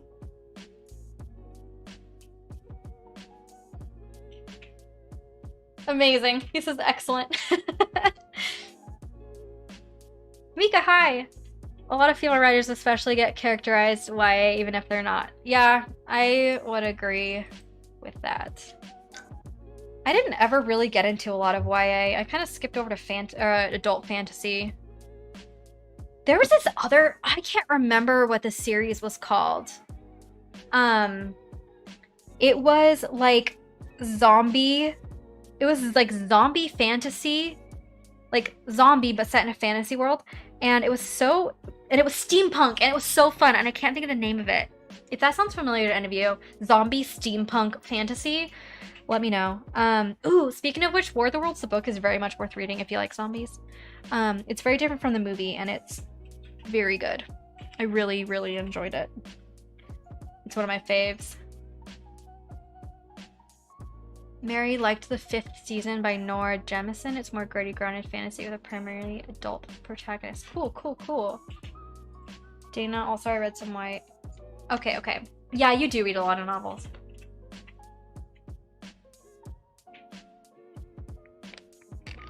Dana, I've been loving your book, like, reviews, by the way. Dana's been posting, like, she shares every time she finishes a book and, like, talks about what she liked about it and on her Instagram story, and I really appreciate that. I've never heard of 5th season. Books are something that, in the olden days, I literally, like, went to book premieres and was, like, deep into books, and I just haven't been lately. So I haven't been reading as much, so it's fun to hear what you guys are reading, because I feel like, as much as I love fantasy books, I just haven't been, like, reading them nearly as much as I should be. I really miss it, actually. You guys are inspiring me. I want to kind of go back and read some of these favorites that I'm mentioning. They're so good. I think part of the problem is that I haven't been able to buy more books. I don't have space for it, and I really, really like reading physical books. I don't like reading on a screen. I really enjoy the act of, like, cracking open a new book and picking it up, you know, when I'm trying to get off my phone. I don't want to stare at a screen more when I'm doing something that doesn't require staring at a screen, you know? So I've kind of been struggling with that lately, like, just not reading. I just need to read. But TV shows. Dana, Vincent just started Dune. Well, he's like, so he's listening to the Audible, and he's like 7 hours in or so, and he said I have to read it, and he loves it, and we have it on our bookshelf. So Dune is something that I will read soon because I need to. Apparently Vincent really liked it. Also, I'm glad you liked the bookstagram. Yeah, totally. Mary, Dune was a slog. I heard that it's kind of hard to get through, and there's like, what, 6 books in the series? But they are making a movie soon, so I actually did want to read it before the movie came out, because I always end up liking books better than I like the movies, and I mean, almost always. Dan, you have a goal of 100 this year? That's amazing. I went through a period of reading a ton when I was in France, and I kind of had a goal to do that, but I think I didn't pick the right books because I very quickly burnt out. I want to do something like that again, though. It's a good idea. Let's see. Where do I want to go next? Let's do this. Wow, my thread is so shredded. I need to, like, cut my threads in half. This is no bueno. I think I am going to actually... Here's what we're gonna do. Learned my lesson. My thread is too long. We're going to just take off this whole shredded end. Yeah, that's better. Let's finish it with shorter. Hi, Bryce! I could rant about Dune, the subsequent books, and the movies for an entire afternoon. Dana, we would have such a good time. If we ever decide to leave New York City, we'll come down there. Maybe you should come up to New Jersey and we can all hang out up here. Then you can have all 4 seasons instead of just a lot of humidity. Yeah, I think that's a great idea. Bryce, you and Vincent need to hang out. You guys can talk about Dune, because Vincent is loving it. I don't know anything about it.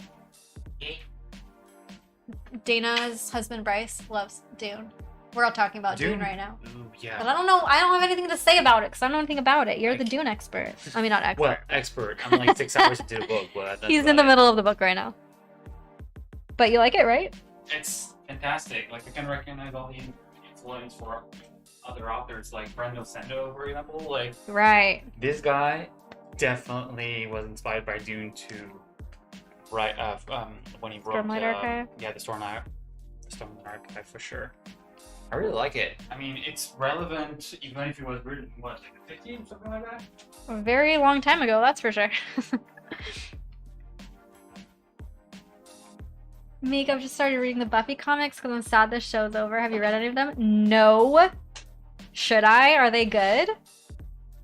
Kind of sounds like they'd be good.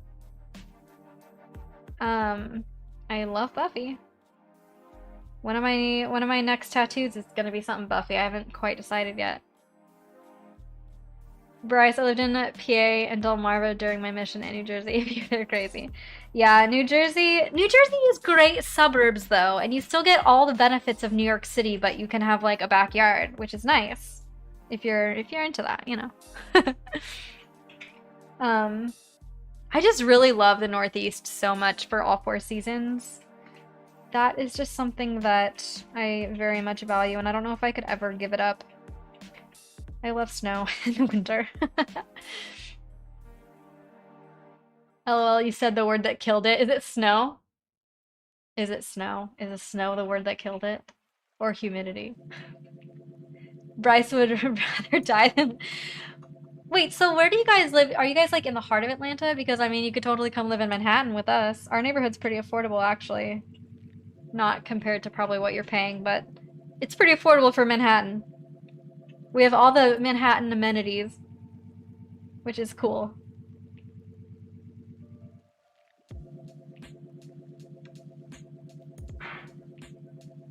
Mika, they're fun, not the same exactly as the show, but now they can have dragons and stuff because there's no concern over budget. That's cool. Okay, okay. I love anything Buffy, so I should try them. Dana also snow. Snow is the best, especially when you live in the city and you don't have to like dig your car out all the time. And then you can just like go to Central Park and play in the snow and then not have to think about it. It's really great.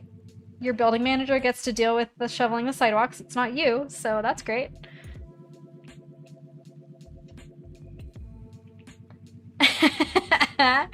Dana, we also want 4 kids, so if you want a house like 2 of them, I'm in. I know, that's the problem, right? Like, everything, all the space here is just really limited.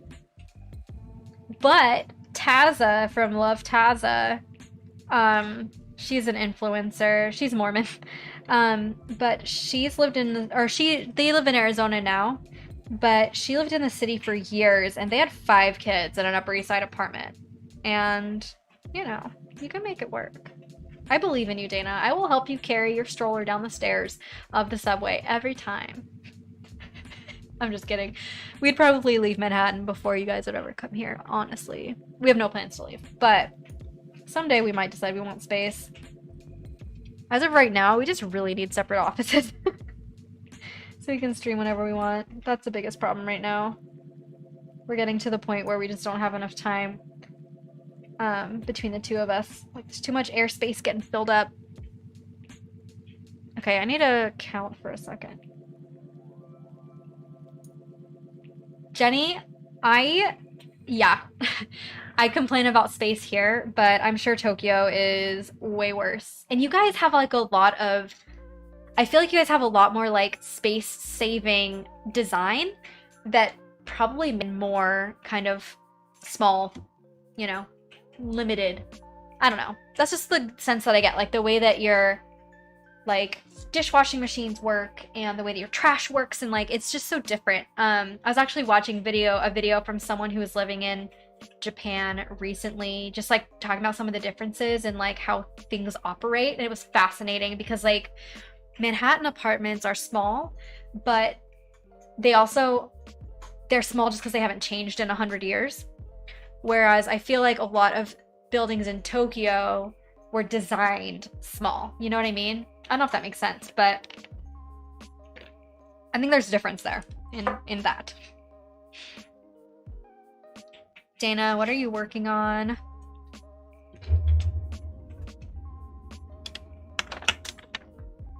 Welcome to Rohan.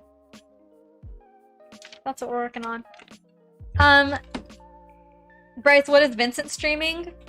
He's not streaming right now, obviously, but when he does stream, it's usually on his French learning channel.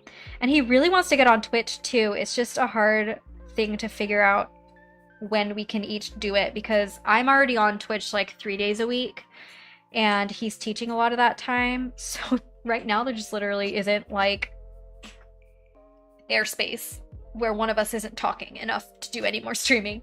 But he really wants to get into like doing more video games on Twitch. Vince, what would you want to stream on Twitch? I don't know if he can hear me. Hey Vince, are you dying? He's dying. He's playing this new game, Mordu something. It's like a fighting game. I just downloaded Totally Accurate Battle Simulator, which I'll probably stream soon because it's fun. But yeah, he loves like Call of Duty Warfare, and he's playing through Days Gone right now, and he plays a lot of like war strategy games on the computer. So that's what he's interested in streaming. He might do it in French though, because it's good practice for everybody. Jenny, that's true. The rent is pretty affordable though. How much would, so like, I don't know if you would know feet, but our apartment is about 600 square feet. Somebody change that to meters. But how much would like a 600 square foot apartment like ours be in Tokyo? Because we pay like $1,500 a month for our 600 square foot apartment in Manhattan. We obviously like, we don't have a doorman. We just have like, you know, a locked door that no one can come in without a key. And you know, garbage service is all taken care of. And obviously our building manager, he lives on site, so he's always like keeping up with everything. We don't even have laundry on site though. Like we have very basic amenities, and this apartment is literally falling apart. Like all the windows are like broken. They won't stay up on their own. It's very old. It's actually, this building is 101 years old. Bryce, approximately 60 to 70. Okay. So guys, for perspective, Jenny, tell me if this is small for a Tokyo apartment. The studio apartment that we lived in Ken, we lived there for 1.5 years. We slept on a futon. Was how much was it? 180 square feet. Something like that. It was 18 meters square. 18 meters square was what our apartment in Ken was. No AC. We slept on a futon. The bathroom was so small you couldn't even like get dressed with the door closed. And the shower was like a little square. It was wildly small. We had only a mini fridge for the entire time we lived there, and 2 little like stovetop burners. And that was it for cooking. Just 2 burners and a mini fridge and a microwave. We bought a microwave. We lived there for 1.5 years. So this apartment feels like luxury compared to that. And how much did we pay? I think we paid like 5 or 600 euros a month for that in the south of France. It was very close to the beach, which was really nice. But yeah, this is luxurious, but also more expensive. Dana, 1,500 for 600 square feet makes me want to cry. I know. Here's the trade-off. We live in Manhattan, so we have all the amenities. The train is literally a 4-minute walk. We have all the city bike locations nearby, so we could bike downtown if we want to. We've got multiple trains, multiple buses that are always running because we're in Manhattan. We have all the normal stuff in our neighborhood, so we don't really need to go anywhere else, basically, which is really nice. We have big, beautiful parks. Some of the best parks in the city are up here. We are a 10-minute walk to the Cloisters, which is the medieval art branch of the Met. It's an actual 12th century monastery. They France gifted it to the US, and they planted it right here in New York, up on a hill. So we love to go there. There's a lot of cool stuff in this neighborhood, and it's actually very cheap. Like, most apartments that are 600 square feet in Manhattan are going to be at least $2,500 a month. So we are like, we're paying nothing for this apartment. People, whenever they find out how much we pay, they're like, what? Like, everyone we know is paying way more for the same thing. So we got really lucky on that front, at least. Mary, I'd probably take my chances on building a cabin in the woods or something. You know what? We might do that just to have a place to escape to when we're tired of the city, to be honest. Dana, we do $1,575 for like $1,200. Not surprised. What we lack in space, we make up for in amenities for being in Manhattan. And never needing a car. We don't even pay for a car, so we end up paying less for like our apartment and our lifestyle than we would like if we were in Phoenix or Utah or somewhere where we would pay like, you know, $1,000 or $1,500 for like a big apartment, but then also need a car and like all this other stuff. We just don't have to worry about it. You just get to skip all that. So I think it all kind of balances out, but you have to sacrifice space for sure. Jenny, in central Tokyo, a 30 square meter apartment would be about 1,000. Okay, that feels like it's about on par maybe with what we pay then. Close. Maybe a little bit more. That's not too bad though. Like I said, our apartment is way more cheap than it deserves to be, honestly. We got super lucky, but that sounds really similar. Let me see. Just a sec, guys. I gotta count this so I don't mess it up. 1, 2, okay. Dana, okay, when we eventually have money, we're coming to visit. Yes, come visit! We're also on the New Jersey side, so it's even really easy to get out of the city. We're also right next to the Bronx and the expressway, so even getting out of the city is really easy from here, which is super awesome. Jenny, we live a little out of the city in a 40 square meter. We pay around $700. See, that's really affordable. That's really nice.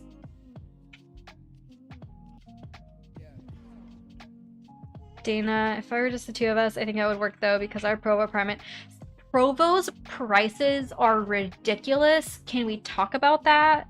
I mean, I know no one else here has much of a reference point for it, but Provo, the prices are hiked up so much. That was what actually sealed the deal for us moving straight to New York City, because we were trying to figure out if we wanted to like try to do school or something, like maybe in Utah where it's cheap. That was back when we were still Mormon, so it made sense to go to school with all of our church friends. But we literally were looking at apartments in like the Salt Lake area, and we just realized like we could literally live in Manhattan for a few $100s more a month than we could live in Salt Lake City. Like, we're not gonna live in Salt Lake when we can live in New York.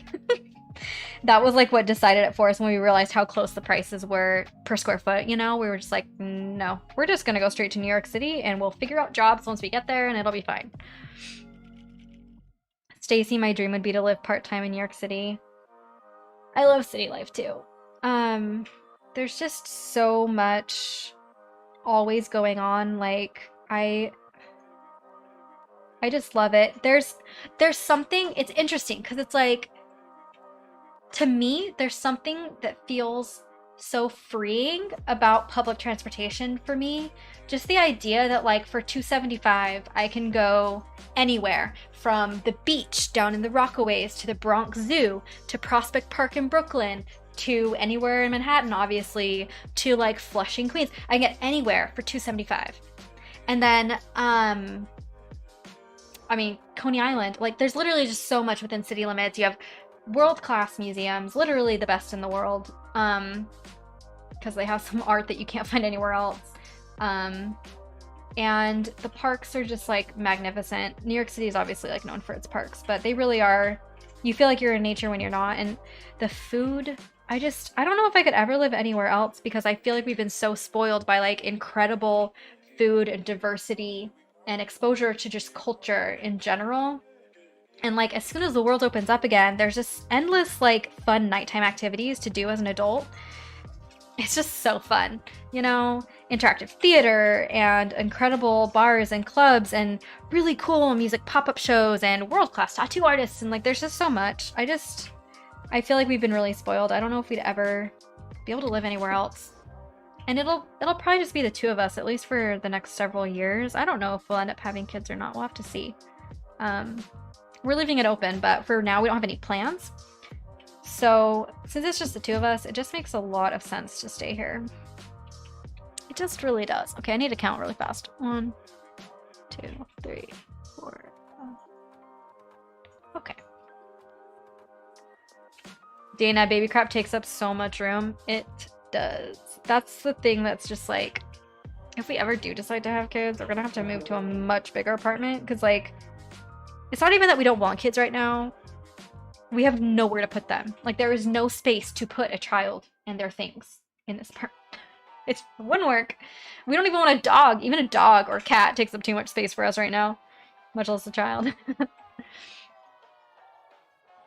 Bryce, it's because households all along the West Coast are moving into Utah and Arizona.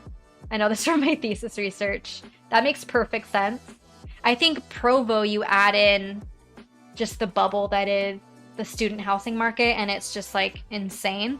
But yeah, Arizona is not super affordable anymore either. I'm from Arizona, and we looked at apartments literally in like Gilbert Mesa, Arizona. We couldn't find anything for less than $1,000 a month.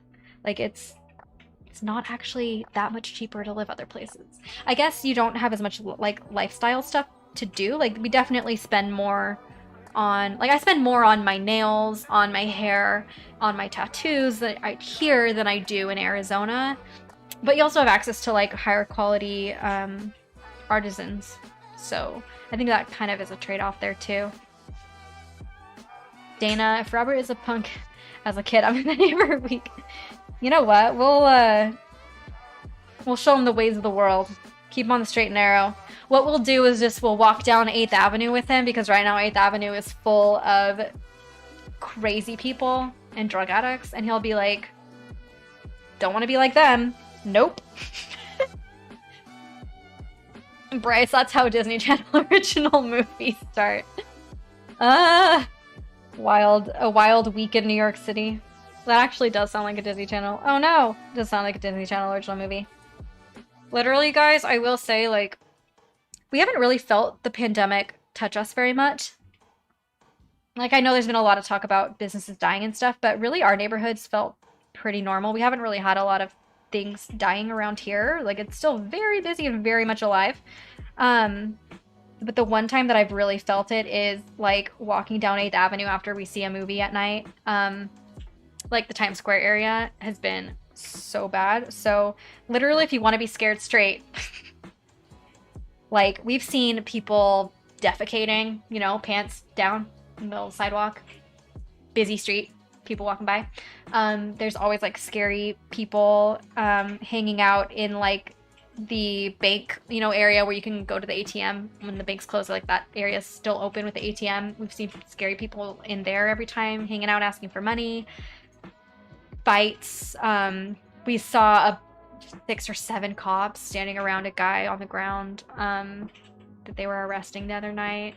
It's just like, that's like the one area that we feel like, it's like, because that's where the tourists used to be, and so all those panhandlers and homeless people used to hang out there and get a lot of, you know, money from tourists, and there haven't been tourists, and so they still hang out there, but there's nothing for them to do.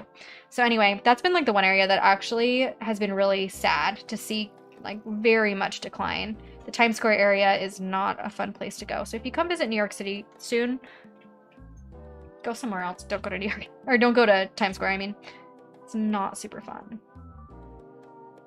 It's kind of scary. We've never really felt scared in the city until, like, the last few months trying to walk down that street. It's like, maybe not. Maybe not. Dana, yes. It's really the only thing we can do right now.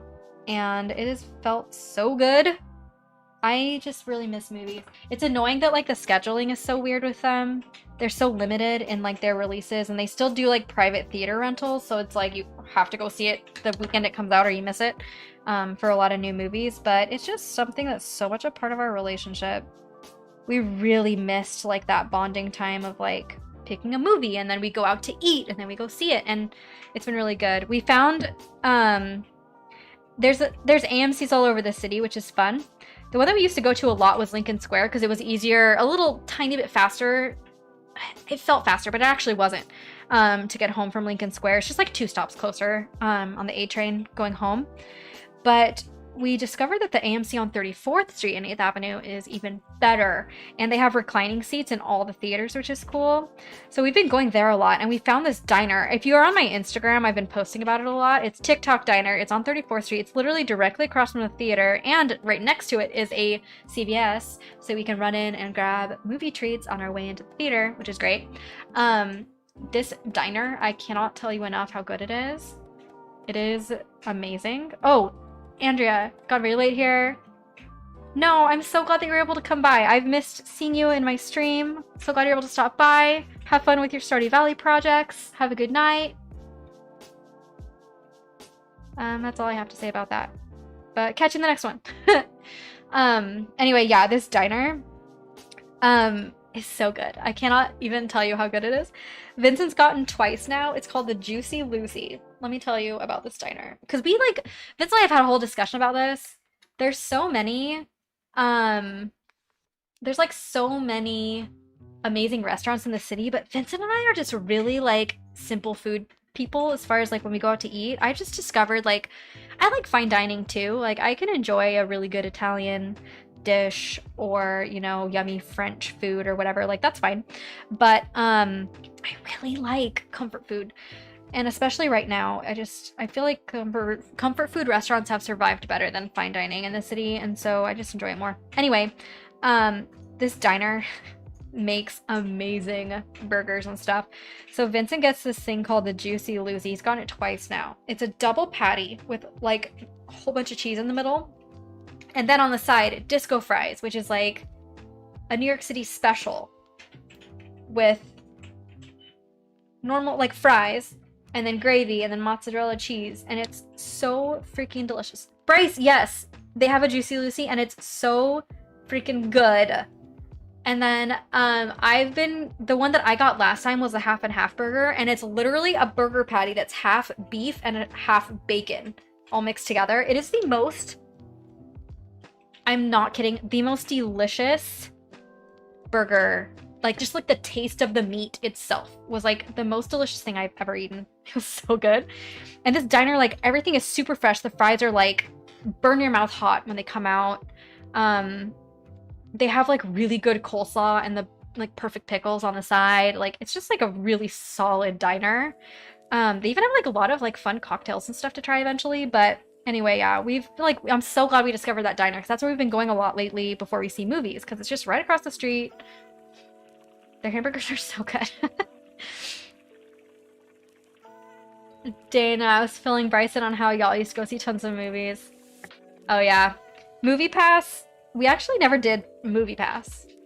But AMC came out with A-List while we were in France in 2018. And so as soon as we moved back from France, since like October 2018, we've had AMC A-List, and we never canceled it. They paused it when the theaters here weren't open. But guys, like $24 a month for 3 movies a week, including Dolby and IMAX and really any movies in any theater, is one ticket for a movie here in the city is $24. So being able to go see 3 movies a week, and we see at least 4 a month basically, usually is just like the best deal ever. It's so nice. Mary, it is very much like poutine because it's like a northeastern thing, and so I'm sure it originated, like it started with Canadian poutine that came down. They call it disco fries because it's not poutine since it doesn't use cheese curds. It uses mozzarella instead usually, I think, but it is delicious. So I recommend you try it. You might like it. You might be a disco fry convert. The disco fries from the diner right next to our house are so good because I always put tons of gravy on it. Like they drown it in gravy and cheese, and it's just perfect. But that diner downtown also has really good disco fries, so we're very happy. It's our life. Ryan, hi. Is New York beginning to open back up yet? It is starting to. Kind of. I mean, there's talk of making mask wearing not mandatory outside, which is exciting. Not that it was enforced anyway. I'm sure mask wearing is going to be required pretty much everywhere through the end of the year, but there are luckily tons of New Yorkers are getting vaccinated. So it kind of depends on those rates also, I think. Oh, okay. I didn't even have to turn my camera off and on. So it's starting to get there. A lot of tourist stuff is, you know, still kind of closed. Like Broadway's still closed, which sucks. One of my friends works in theaters, in a theater up near Lincoln Square. So Lincoln Center, I mean, not Lincoln Square. So that's a bummer. I think that New York will really start to open up when we can go back to live shows. That'll be the parameter. We're not there yet. But theaters are open at 50% capacity or 40% capacity. Restaurants are open at 50% capacity for indoor dining also. All the museums and stuff are open like by appointment. So like limited capacity. So it's starting to get there. It's starting to feel a little more normal. People are definitely out and about. Like our neighborhood feels busy. For sure. People are just going about their business. Pretty much all my friends are vaccinated now. We're getting our second shots on Monday, so we're getting there. We're getting there. It's slow, but definitely things still feel like they're moving, and it's definitely more dead in some parts of the city than it used to be. Like, there's a lot of areas downtown that are very sadly vacant. But most of the neighborhoods seem to be kind of still thriving. Like, nobody left up here. People left downtown where they could afford to leave. So I'm kind of glad to be where we are right now instead of downtown.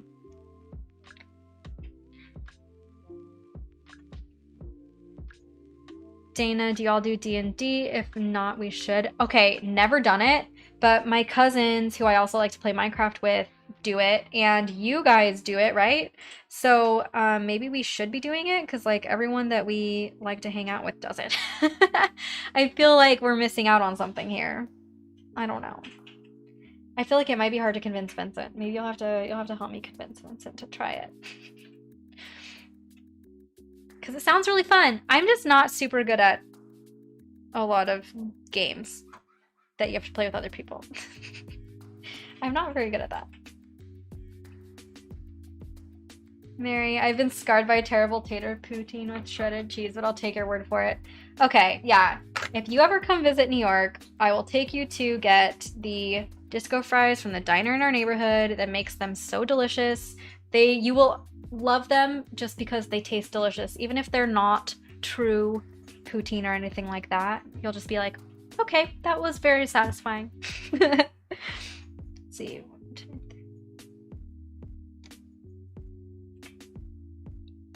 Dana, yes, all the cool kids are doing it. I was also skeptical but ended up loving it.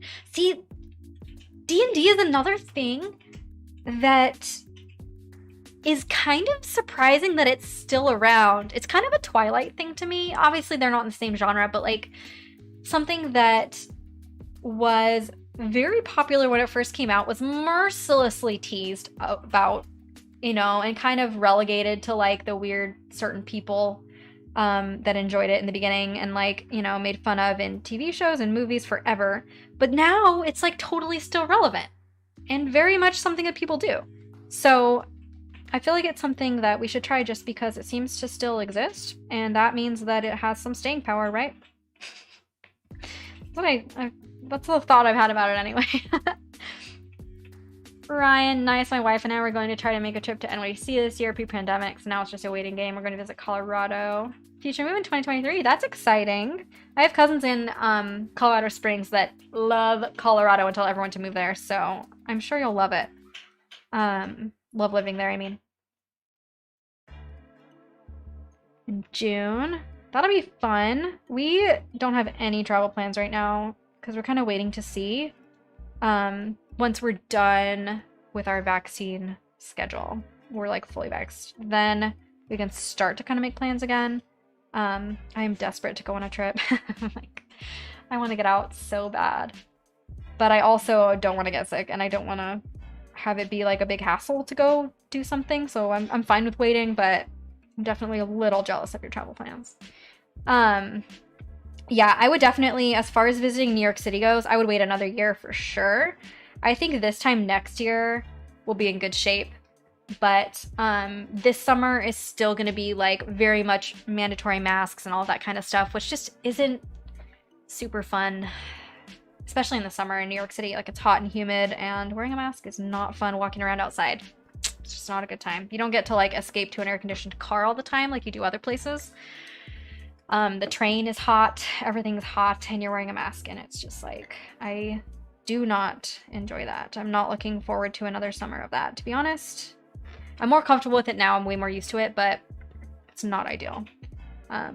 My dad really wants to visit New York City also, and I keep telling him, like, don't come right now. He doesn't want to get vaccinated either, which is a problem. Because he is in a high-risk group, but because of that, I'm like, no, you can wait to visit me when it's a little bit safer.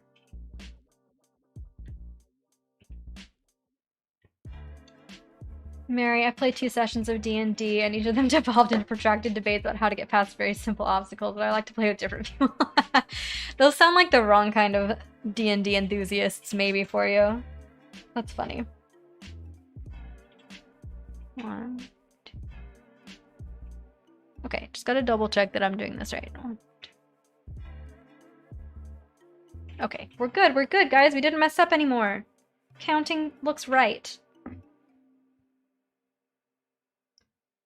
Bryce, D&D's been around since the early 70s. I think it'll be around for a while. Yeah, it's all about the people. Having people you like to play games with in the first place makes things go much better.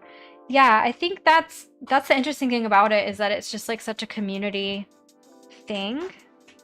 That's probably why we haven't gotten into it, because I just didn't happen to have friends that were interested in it in high school, and then none of our new friends here are, so we haven't ever had the opportunity to like play. You can do it over long distances, right? Because like, I mean, obviously originally it was like an in-person thing, but now I feel like people play with everybody like all over the place, which is cool. We can play together. I'm down. I'm always down to try something new. Especially when people tell me that they think I'll love it, because the same thing happened with Minecraft, where it was like, I don't really get it, I don't think I'm gonna like it, I don't even play video games. That was like at the beginning of last year. And then look at me now, I'm literally streaming Minecraft on Twitch, which is actually insane. Oh, my battery's blinking. I'm gonna wait till my camera actually dies and then I'll change it out. So I definitely trust people when they say they think I'll like it, because usually they're right, in my opinion. Or in my experience, rather. Mary, I'm also just not that big on playing games with other people. Yeah, thanks, Dana. Oh, there we go. Change the battery pack. I knew it was coming. I have an extra battery right here. Just have to swap them. The camera does a pretty good job. This is like my handheld, like my small camera that I use for vlogging. We got it last year. I've been very happy with it. It's so much easier to carry around than our DSLR. And it also still has changeable lenses. The battery just doesn't last quite as long, but I think it still does a pretty good job with like being on live stream for hours and hours. It lasts about 2 hours every time and then it dies. Proud of you, camera. You're doing great. Thanks for working so hard. Since I haven't been filming YouTube videos lately, this is literally the only thing I use it for. These live streams. Guys, thanks so much for keeping this convo going. I feel like we've covered so many good things, which is so exciting. My analytics for this live stream are gonna look awesome because the chat's been so crazy. Which I love. I don't even know what else there is to talk about. I'm really excited to have started this new project.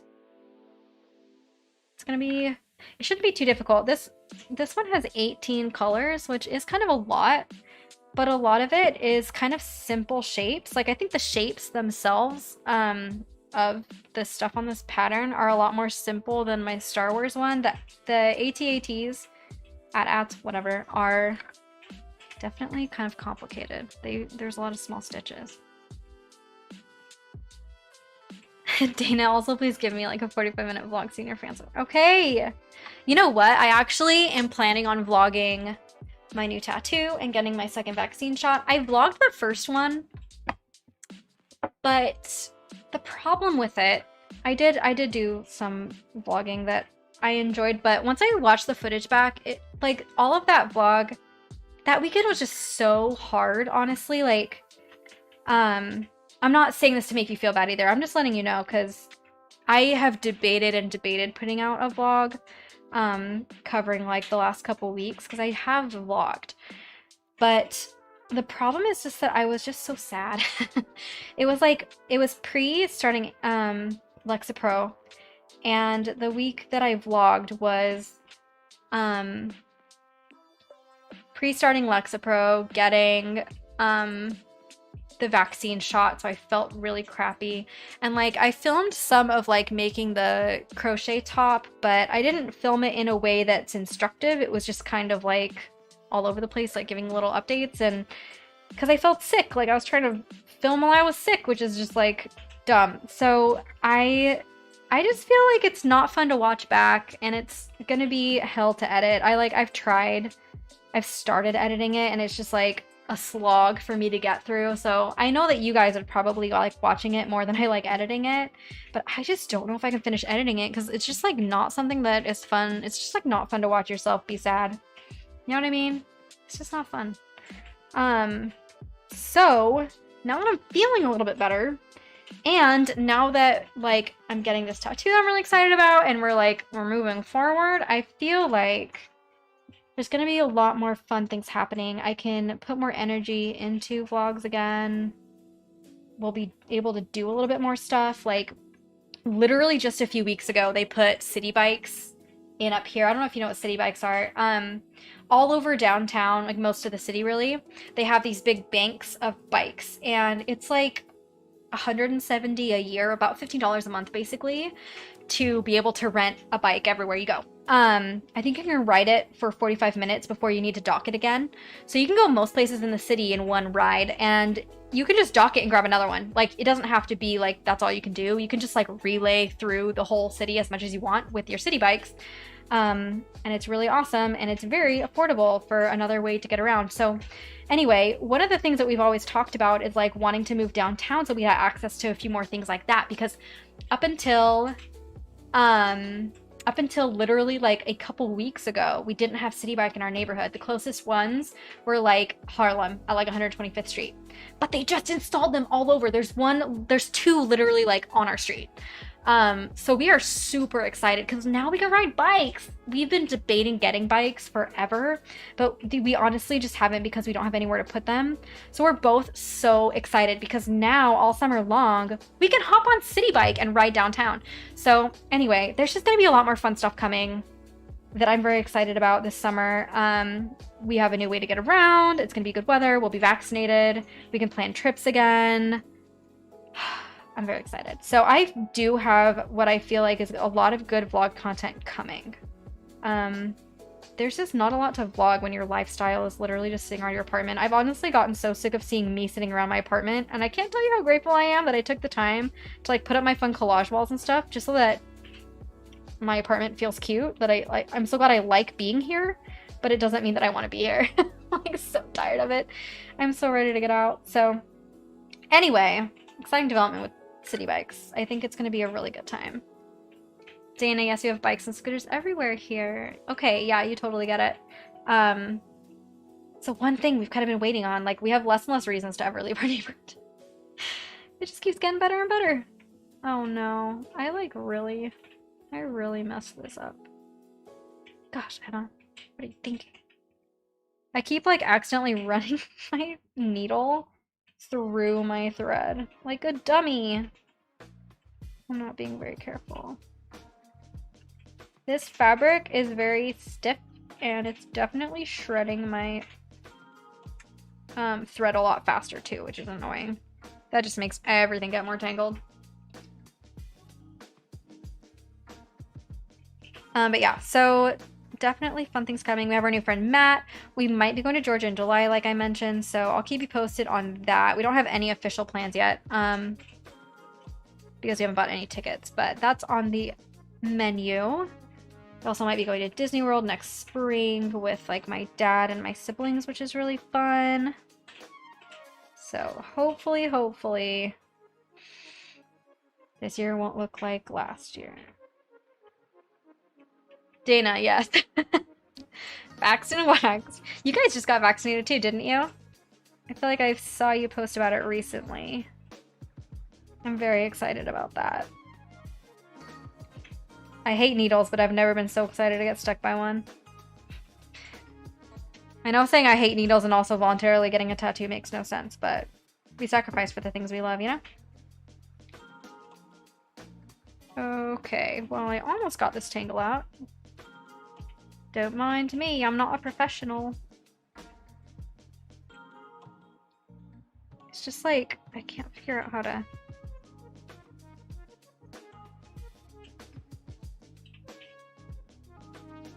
Come on. Second dose 2 weeks ago. Nice! Bryce gets his second dose on Monday just like us. We'll all be sick together. Do you have Pfizer or Moderna? Jenny, it looks like we'll be getting vaccines in September. Oof. I am so sorry you have to wait till September. You guys don't have a high infection rate though, do you? I don't know. I know that obviously China pretty much eradicated it, but I know a lot of other countries are struggling. I don't know what it looks like in Japan. Dana, we're hoping to buy a house in the next 2 months, so maybe we'll have a house when you come visit. Hey, that would be so exciting. I would love to see any house that you buy. Okay, guys, this tangle, I cannot get undone. Ugh! I'm doing a terrible job with this thread tonight. It's like not doing me any favors. Okay, wait, I think I figured it out, actually. Sometimes I accidentally run my needle through my thread, so then it's like so hard to fix.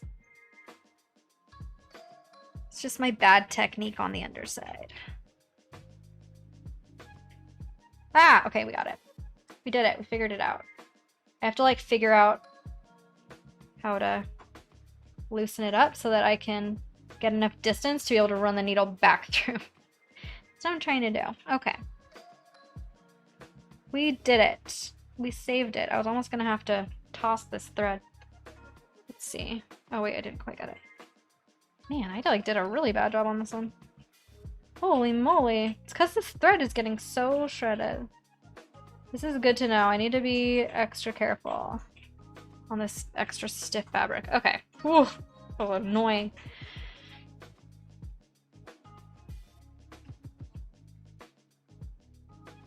Yes, we're Pfizer bitches. I'm a Pfizer too. I heard Moderna has, like a lot of people with Moderna have had worse side effects than Pfizer, so I'm hoping it won't be bad because I've already had COVID. I am very nervous about a second dose though. I don't want to have to deal with the fever and stuff. Knowing my immune system, it'll be horrible and take me days and days to recover. I'm not ready for another swollen lymph node. I'm not ready. But we'll get through it. It's fine. I just need to do it. Mary, I used to hate needles, and then I started cross-stitching, jamming needles into my jeans to keep track of them, and it turns out that feeling pokey things on my legs made me not afraid of needles. There you go. I kind of feel the same way. It's weird because, like, tattoos are obviously with needles, but it's so surface level, it feels like getting scratched on a sunburn compared to, like, you know, like with, like, getting poked by a needle, you have, like, that deep ache inside, like, your muscle and your tissue that you feel that needle, and, that's the thing that makes me like feel really nauseous and horrible with needles in general, which is why I don't love the vaccine. It's just like that really hurts, and my muscles definitely feel really sore after any kind of poking. Whereas like with a tattoo, it's just so surface level that like it's sore, but it's not that same deep ache that you get when the needles are going really deep. So I think that's probably why I can handle it differently. Jenny, not super high compared to US, but it is getting worse recently. I was hoping to get the vaccine before the Olympics. When are the Olympics? Is it the Summer Olympics? They're usually like in July and August, right? July or August? I can't remember. Are they having anyone? I know that they Did they make it so that there's no live audience for this year's Olympics? Because I know they already pushed it back a year. Are they just like not doing any audience? That sucks for everyone who's like in Tokyo that would want to be able to go. It's in Tokyo, right? Am I wrong? I feel like it is. End of July. Okay. Dana, you felt worse after dose 2. Almost everyone we know did like have more of a fever and, you know, like just like a 24-hour bug kind of feeling after the second dose. But I also, none of our friends that got the second dose recently had already had COVID. And some people I read online that were sharing their experiences that had COVID said that the first dose was more like the second dose for them because they'd already had it. Their body was reacting differently. But I had it a year ago, so I don't know if I still have antibodies. So it might be like starting over, and my immune system just reacts so strong to everything. Like I definitely do get tattoo fever. Even after like small tattoos, I definitely feel like so fatigued and like cold and tired after tattoos. So it's probably gonna suck. Jenny, we don't know about live audiences yet. Probably socially distanced and limited to people in Tokyo. Okay, that makes sense. It would be nice if you guys could have anybody. I feel like it would be so weird to be an Olympian, to like, you know, be an athlete at that level and have to perform without an audience. I don't know if it would be more stressful or less stressful, but I feel like it wouldn't feel like the Olympics without an audience if I was an athlete. Because part of being an athlete is kind of performing a little bit too. Like I think that most athletes like having a crowd. That would be hard. Also, this music. What is going on? This is a little too jazzy for me. Not my favorite. This one's called First Sip of Coffee. Like it already.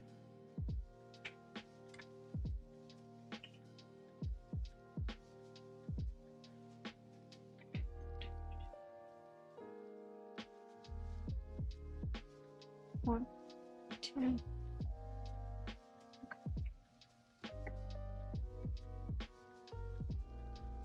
Sorry, I gotta count again. I'm doing another arch, but this arch is not the same as the other arch. So I have to count a little bit more. Let's see.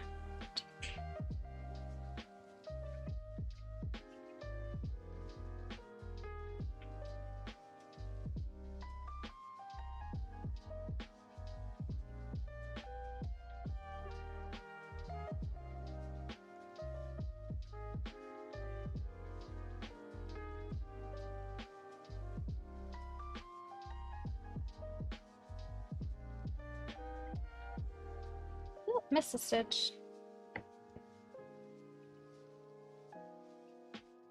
Dana, I think I had it in January 2020 because I went to urgent care. I was so sick. They just me for mono and strep. Oh, yeah.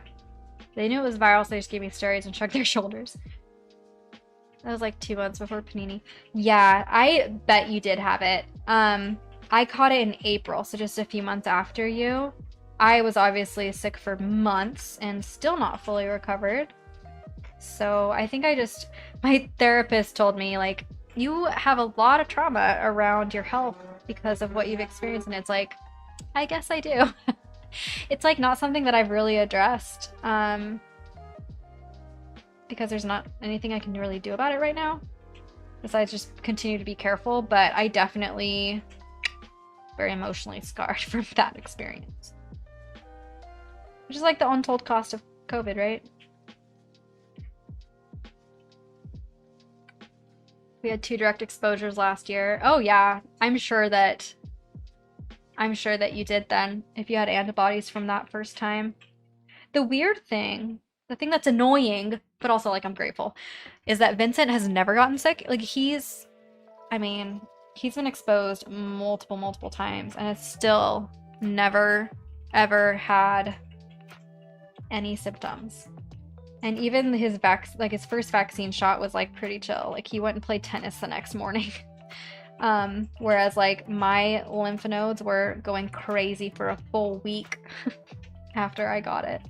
So Vincent's just super lucky and like just has a strong immune system, I guess, or his immune system figured it out early, or maybe being exposed to different kinds of viruses in France made him better prepared than me.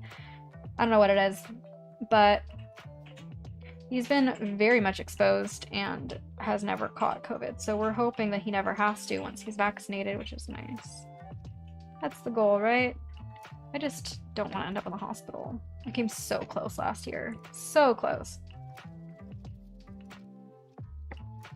Dana, I think honestly, like, I would have gone to urgent care like you did if it hadn't been in the middle of the pandemic already. Like, April, people were dying 1,000 a day here in the city, and we had no clue, you know, like, doctors were just still trying to figure out what to even do about that. They were not prepared like they are now. Not that they're prepared because it changes all the time, but like they didn't even know about like turning people on their sides yet, or like there's just like a lot of medical stuff now that they know to do that they didn't know then.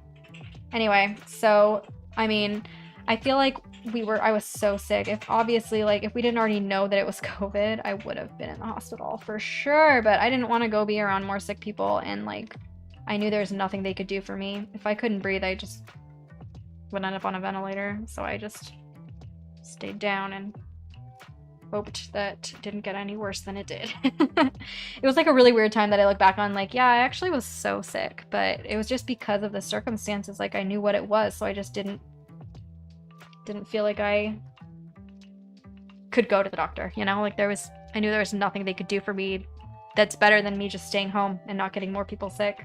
I think we actually did end up getting our neighbor sick, though, because Vincent hung out with our neighbor across the hall, and they both caught a mild bug in April that they were pretty sure was COVID, and they probably caught it from me. So that sucks, but I'm glad it wasn't any worse for them than that. Jenny, in the bigger picture, it's amazing how the world adapted so quickly. 100% yes. That's something that actually has been so frustrating for me, because I think when I was first going through this, like, my family sees things very differently than I do. And I found like so much hope in how the world adapted. Like, I found it so inspiring, and I found people helping each other to be just such like a beautiful part of this horrible moment. And it was so frustrating that like they saw how we adapted as being such a negative. I just remember feeling so frustrated for a long time, just feeling like, do you not see how amazing it is that we live in this time where we can have something like this happen and just roll with it? Like, it's amazing. That was something that was really cool for me. Mostly conservative America really pissed me off at that time because it was just so frustrating.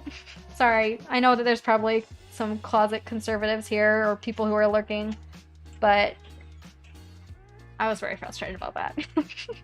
And I speak from experience because I used to identify that way myself.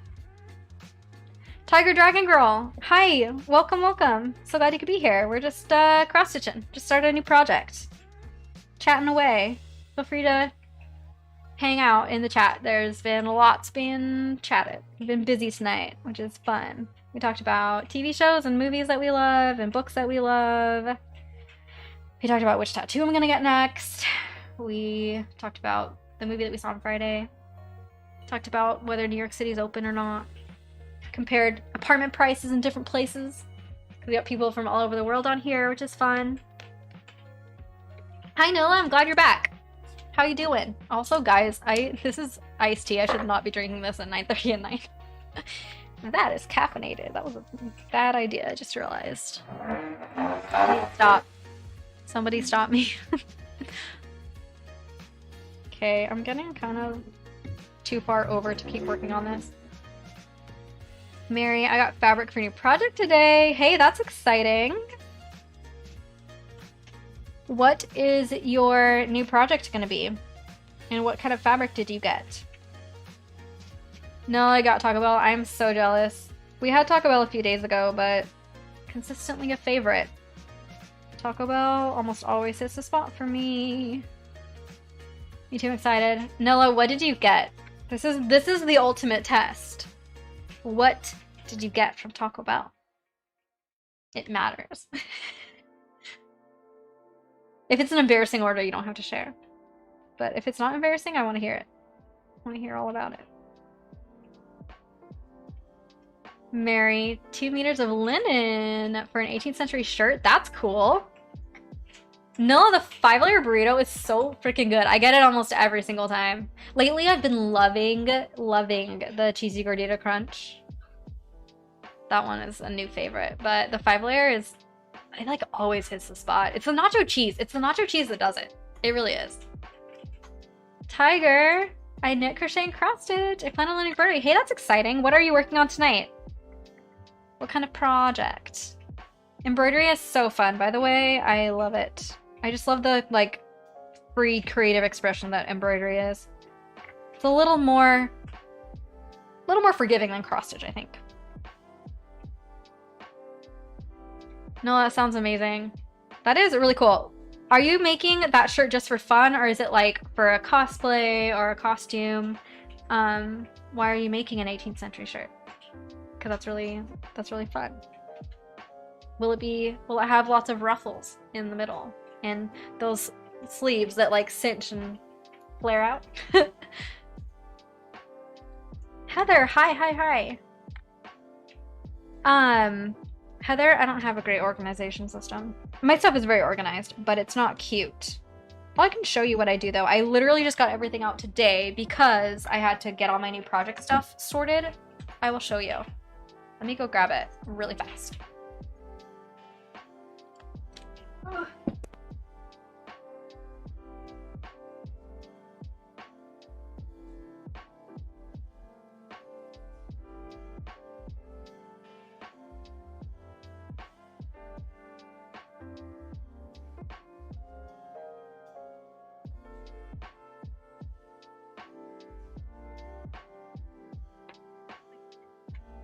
Okay, so I keep everything, I fit everything into this container because it's a perfect size.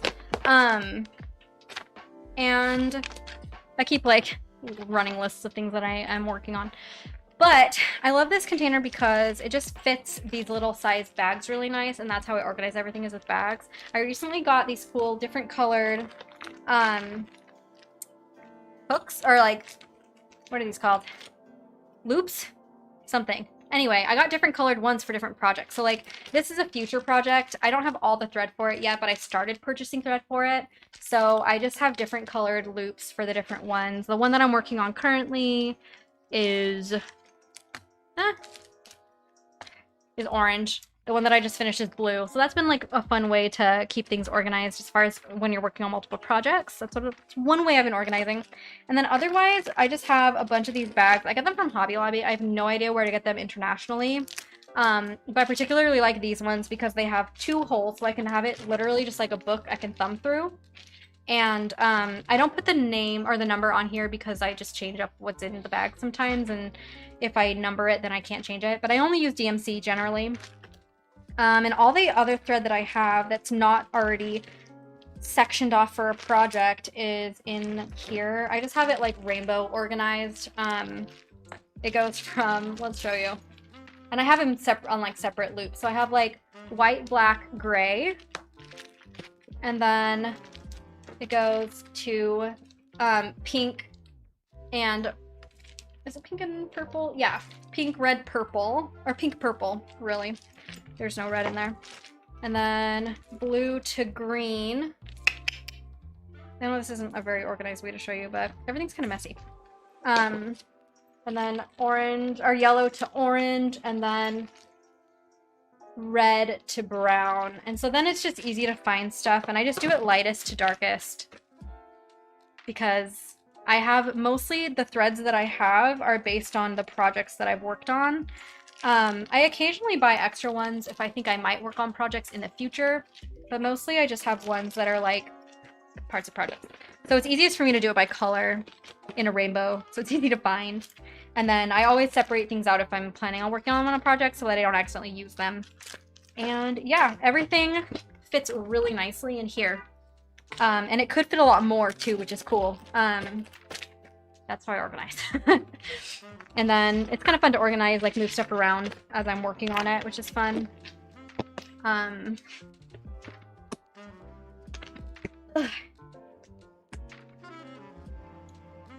then I also have a really cute little thread or my needle minder. It's in another container. I'd have to go find it. I use that, and then I also keep the rest of my needles in here. And I keep them just like in their packaging, their original packaging, so that they're still labeled the way that they need to be labeled, because they're so small and kind of hard to remember like what they are. Dana, Crunchwrap, and Chalupa stand. Ugh, Crunchwraps were an old favorite, but lately that cheesy gordita crunch is what's doing it for me. Tiger, I'm working on a crocheted sloth. Cute! I have a cross-stitch project I'll work on after I get through the first bit of the sloth. That's fun. Stacy, thanks so much for hanging out. Love you very, very much. Have a good night. Talk to you next time. Heather, that's so smart. Thank you. You are so welcome. It's not like perfect, but it definitely keeps things from getting tangled up and messed up and confusing. And it really helps when working on multiple projects just to keep things separated out on different loops. I hope that's helpful. Okay, time for a new thread. I also really like the bags. I'll show you how I work on an active project, because this is why I love the bags so much. I think they're actually kind of annoying to store the rest of, you know, the thread I'm not using on a project in. Because it is a little, you know, you really have to like flip through them to find the one that you're looking for sure. Like they're not as convenient for that, but they're so killer for when you're actively working on a project. Like I have these. I'll switch cameras again. I have all of these. There's 18 colors on the like project I'm currently working on, and as you can see, I've already pre-separated out like my 2 strands of thread, and there's a needle already in each of these bags ready to go, because I like to use separate needles for each color. It just makes things like a little bit faster, a little bit less needle threading, and your needles don't get worn down as fast because you're like using a whole bunch of different ones. But yeah, so that's one thing that I love about these bags, is that I can keep bits and pieces of thread and also needles in here with like already pre-threaded, ready to go as I'm working on them. And that's in particular why I think this is like a really great method for like when you're actively working on a project. So even if you want to store your thread a different way, you know, in a little bin or something, I think that the bags are great when you're like actively stitching. Jenny, what size of Ada do you usually use? I've always used 14 count, because only because when I started cross stitching, it was in France, and it was really hard to find fabric, and it's not as easy to order stuff in France for delivery. Just like where we lived, there was not a great mail system. So I'm actually not gonna keep working on this arch. So I just went around to all the local stores and like found some cross stitch fabric, had my husband come and like help translate. So I actually didn't even know what the count was when I bought it. It was just like whatever they had. And it's like a very soft, like this is what my Star Wars piece is on. It's like a very soft, it doesn't have any of the, sorry. No, don't pause that. Thank you. It doesn't have any of the like stiffener stuff that the Ada actually has. So this stuff, I figured out it's 14 count, but I actually didn't even know that when I bought it. I just bought whatever they had. This is the last of it though. The rest of the stuff I actually have like purchased, and it's all been 16 count, because I think that 16 count looks a little bit better with 2 strands. It just is like, as you can see, like these right here, let me see if it'll focus. Ugh.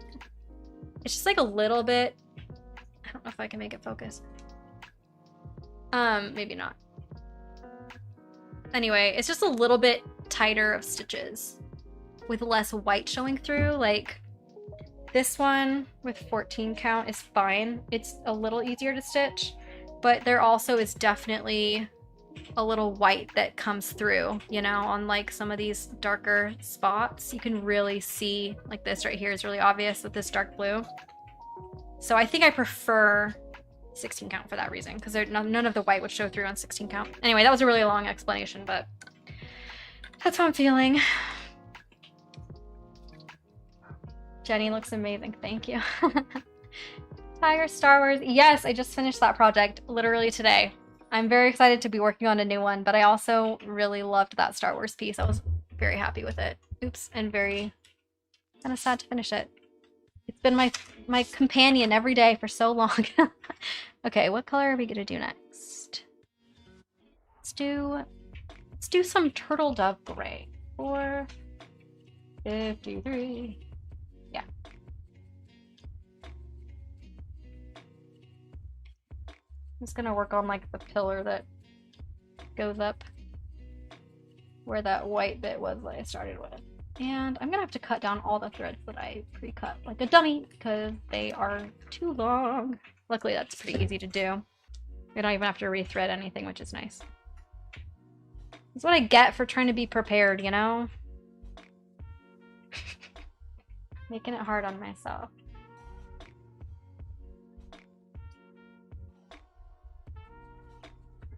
Cool. Do you guys have anything fun going on this weekend? What are you up to? I guess this weekend's kind of almost over, huh? Ugh, Saturday comes and goes so fast, I feel like. Maybe it's partly because Vincent teaches a lot on Saturday. Like, Friday is actually more of his day off of teaching than Saturday is. So I always feel like Friday is a fun day where we get to go to the movies, but then Saturday it's kind of like back to work. And then Sunday's another day off. And then it's Monday again, and it's like a whole nother work week. It's kind of crazy. Anyway, I don't know. So are you guys doing anything fun on Sunday is what I meant to say, because literally we're almost done with the weekend. Okay, I think that my camera's not focusing. Okay, let me know if that looks blurry to you guys. I feel like it looks a little blurry to me, but I can't tell if the camera's not focusing or if it's just like on my screen that it looks blurry. Mary also went to the thrift store today. Got a very cute pleated plaid skirt and a firmly bisexual shirt. Love it. That sounds perfect. I need a plaid skirt. I've been seeing so many cute outfits with plaid skirts lately, and I'm kind of jealous. I love like plaid skirts with like sweatshirts and button downs, like polos, and then like high socks and white sneakers. I just love that look. Tiger. Okay, things got a bit hairy with my slot. At least I wasn't too far into it. It just puts me back to my cross stitch project. I love crochet. But I always really struggled with like making little plushies. I always like, oh no, this is Christmas music. Ah, sorry. It's like vaguely Christmas. There's a few times where I tried to make plushies like in high school, and I felt like they never turned out really cute. So I admire your effort because I tried and failed at that, I think. If I remember correctly.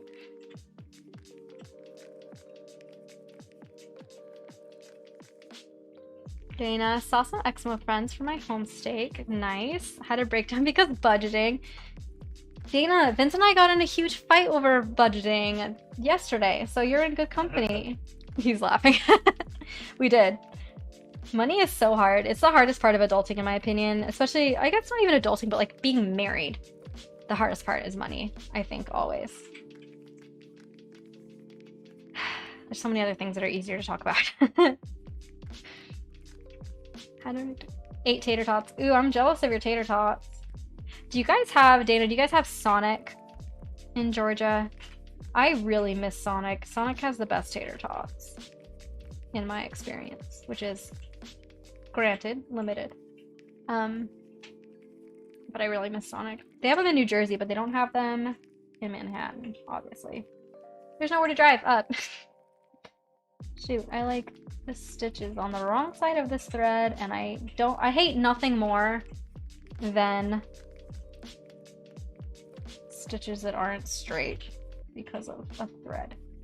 Okay, that's a little better. Yes, 1000%, yeah. Yeah, it's the worst. It's the worst.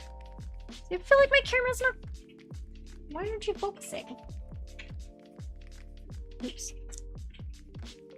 I don't know. I'm gonna turn it off and turn it back on because I don't know why it's doing that. I must have hit a button somewhere, which I definitely do. That's not new. Oh yeah, see there? There it's good again. Okay, it was blurry. Sorry guys. I know that you guys can't see it as clearly as I can because it's like over the internet, but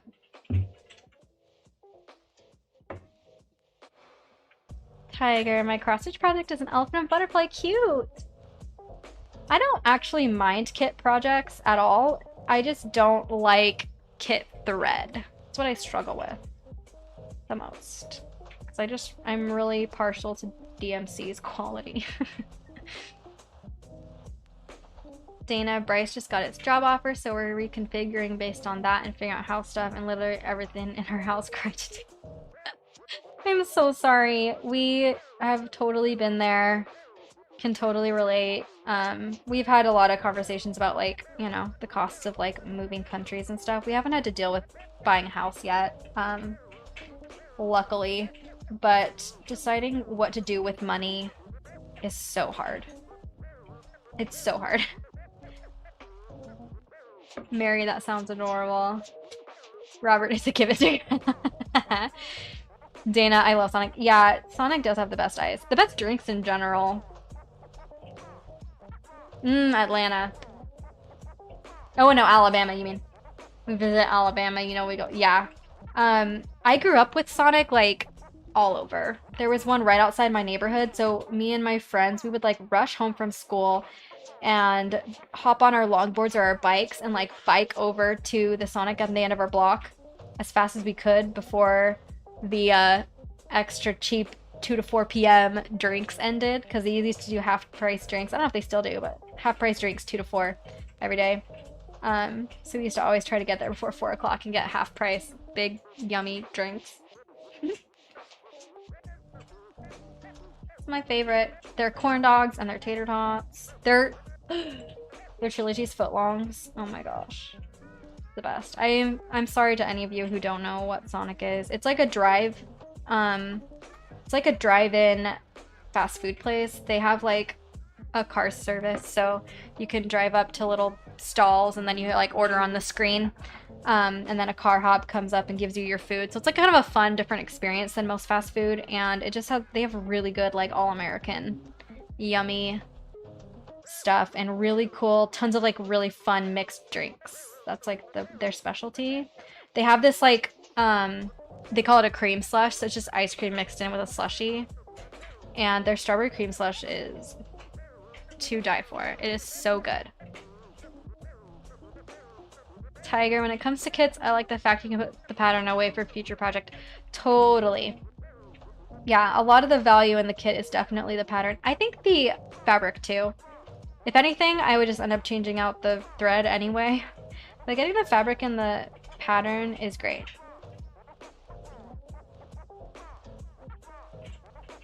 Because you don't end up paying that much for the materials overall.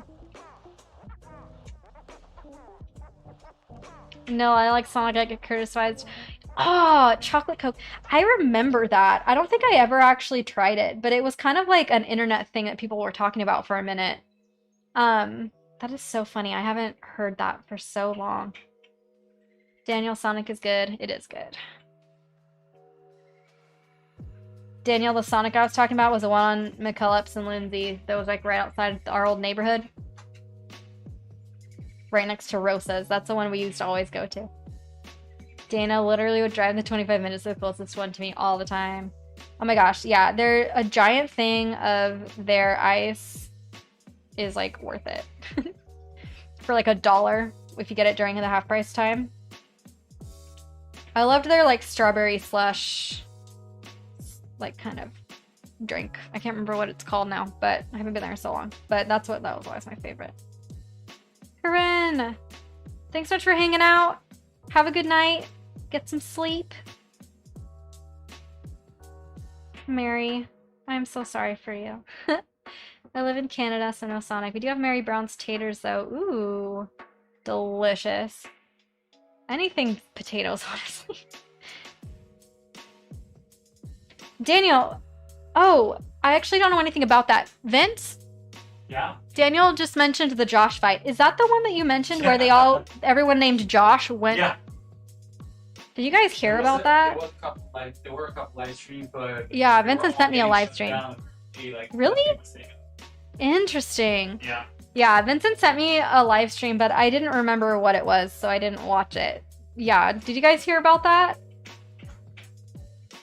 Everyone named Josh got together and for a fight, but they were all wearing like, they were all using like pool noodles and stuff, and it was really funny.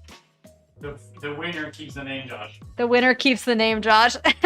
I've been paying attention to it. I just knew the original Josh drama from that like viral meme of like that guy that texted a bunch of Joshes in a group together and like told them to duke it out. Tiger, I have some thread that isn't DMC, but it came with DMV. DMC color chart. Well, that's good. Yeah, like if it gives you the alternative, like the equivalent colors, then I think that it's totally valuable. That makes perfect sense to me. Also, my throat is literally hurting because I'm talking so much.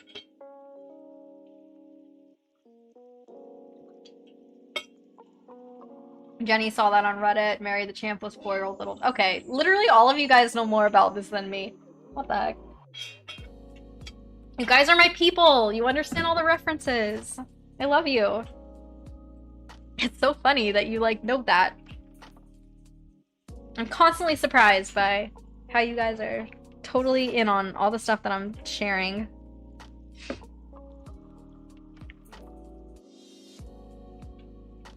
Brilliant. Yeah, it's just, I love the internet so much. I see so much like hope and good and fun in the ways that we can all communicate like that.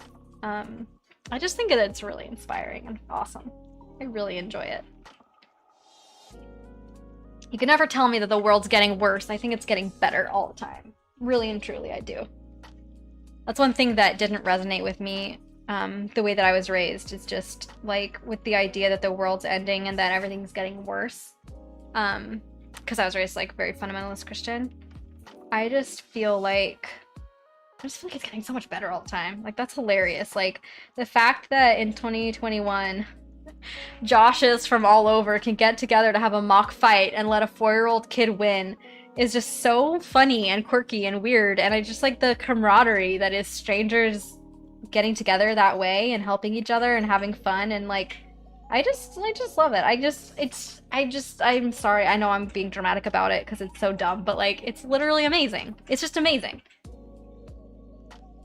Like, humanity finds a way to connect, even in a pandemic, you know?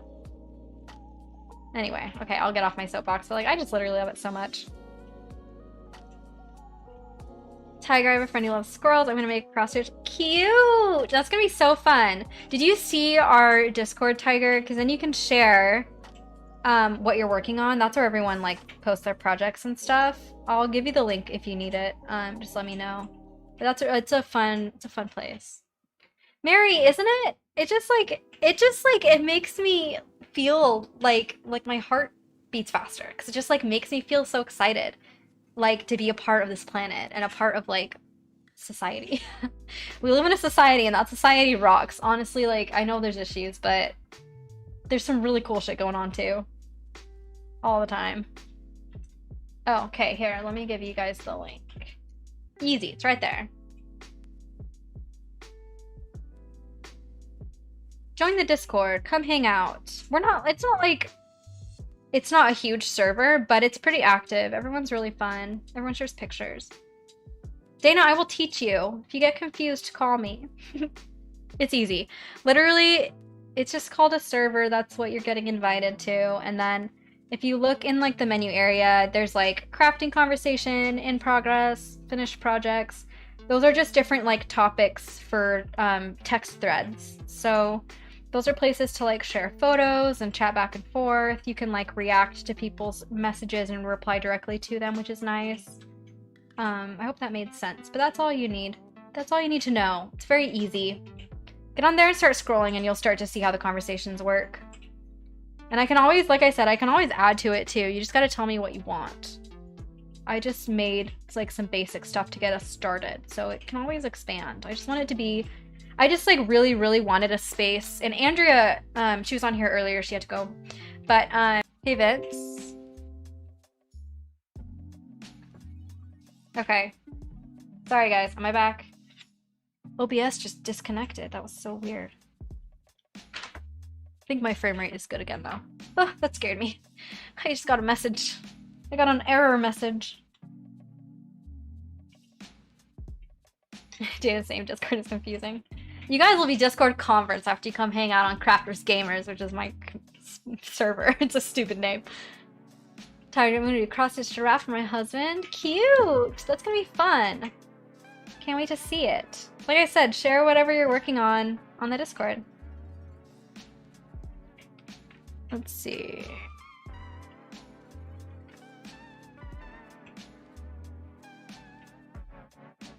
One, two, three, 4, 5, 6, 7. Dana, yes, very much like Slack. I forgot that Slack was a thing. But yeah, Discord's like Slack. It's obviously not based around companies. Anybody can make a server, which is cool. The difference, I guess it's similar to Slack too, with like being able to talk and share screens and stuff. But yeah, there's like text channels and voice channels within servers and like, you know, whatever. So like for instance, when I'm playing on Minecraft, we'll all, like, everyone who's streaming will get on the same voice channel so we can all talk to each other. And then like when I'm on Twitch, my like PC audio also captures whatever's happening on Discord. And then we have like a text channel where we can share stuff. We actually have a Discord for our streamers also. It's called The Station. Sorry. You're good. It has a little timer or alert for when it's time for getting ready for bed. But yeah, so like that, I mainly am on there for my own server with you guys, and then my server for the SMP that I'm on Minecraft. I'm on the Gossip Gate server also, which I don't ever contribute to, but it is pretty entertaining at times to read. It's just like a bunch of channels with like gossip from all the major people that are on the interwebs. What else am I on? There's a server called Art Buddy where you can like find an art buddy to share stuff with and get critiques from, which is kind of fun. There's so many. Endless. But yeah. There you go. I'm talking too much about it, but I do find Discord really fun. It's kind of another new thing I'm discovering. Most streamers and stuff have a Discord server, I've found, which is cool. It's very cool.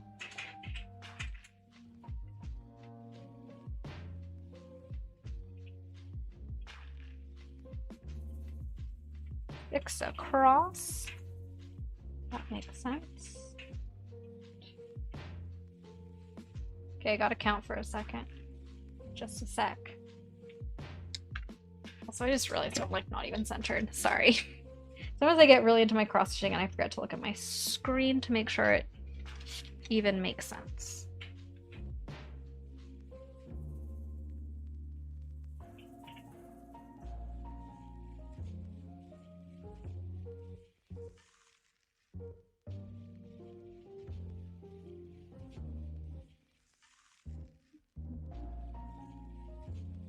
Ooh, you know what I just remembered? I need to get... Daniel, yes, you can have some redstone. That means he's playing on the server right now. Minecraft. I need to go get some Gatorade for my tattoo appointment tomorrow. In case I start to get a little woozy, which I always do. I need to get something to snack on. Tiger. Oh wait, does it? Oh. Okay, wait just a sec. No. That's weird. Copy. I'm copying it. Shoot. I'm copying it straight from... Sorry, I just literally clicked out of YouTube instead of clicking out of Discord. Dang it. I'm going back. I gotta get back to my live screen. Sorry guys, just a sec. I am literally live right now. Please put me back in. Thank you. Okay. Try a new link. Yeah, it's just been too long. Here, sorry. Try that one. I just copied it from earlier. There you go.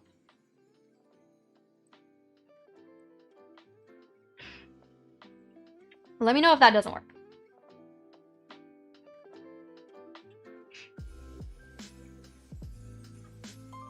This is great. You can explore and you could ask questions if there's things you don't understand while you're literally on with me right now. Is this...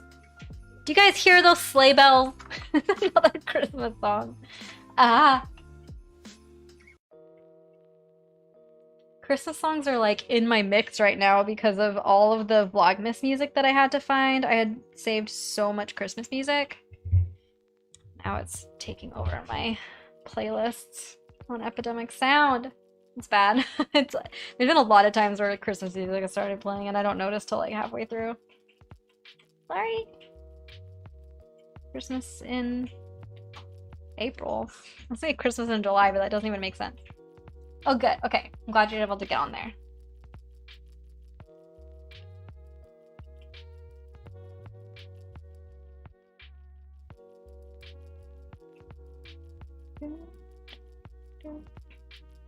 Have fun. Enjoy.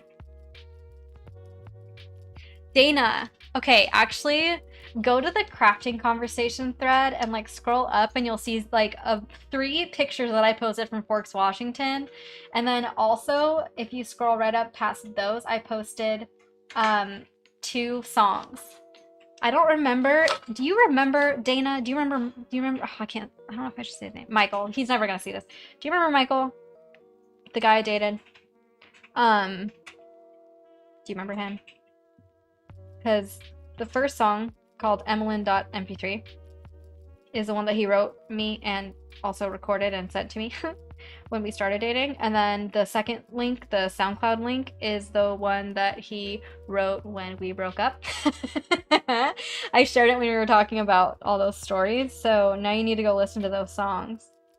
And you can laugh about how ridiculous that is. I can't remember if we were friends during the Michael era, but it was a good era. It was a good era in Emma's dating life.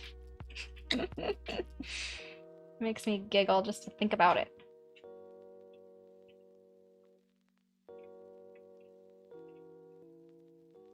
Okay, let me know, and I want you to hear them. Guys, we've been live for 3 hours. Time literally flies with you every time. I don't even know. How do we fill 3 hours of like crafting and conversation? Dana, was that at the same time? Or was your Michael earlier? I don't remember. I'm so thirsty. Dana, do you remember? Did I already show you those songs? I can't remember. Oh my gosh, Tim. Dana, you remember the story with Tim and Vincent, right? Please tell me you do.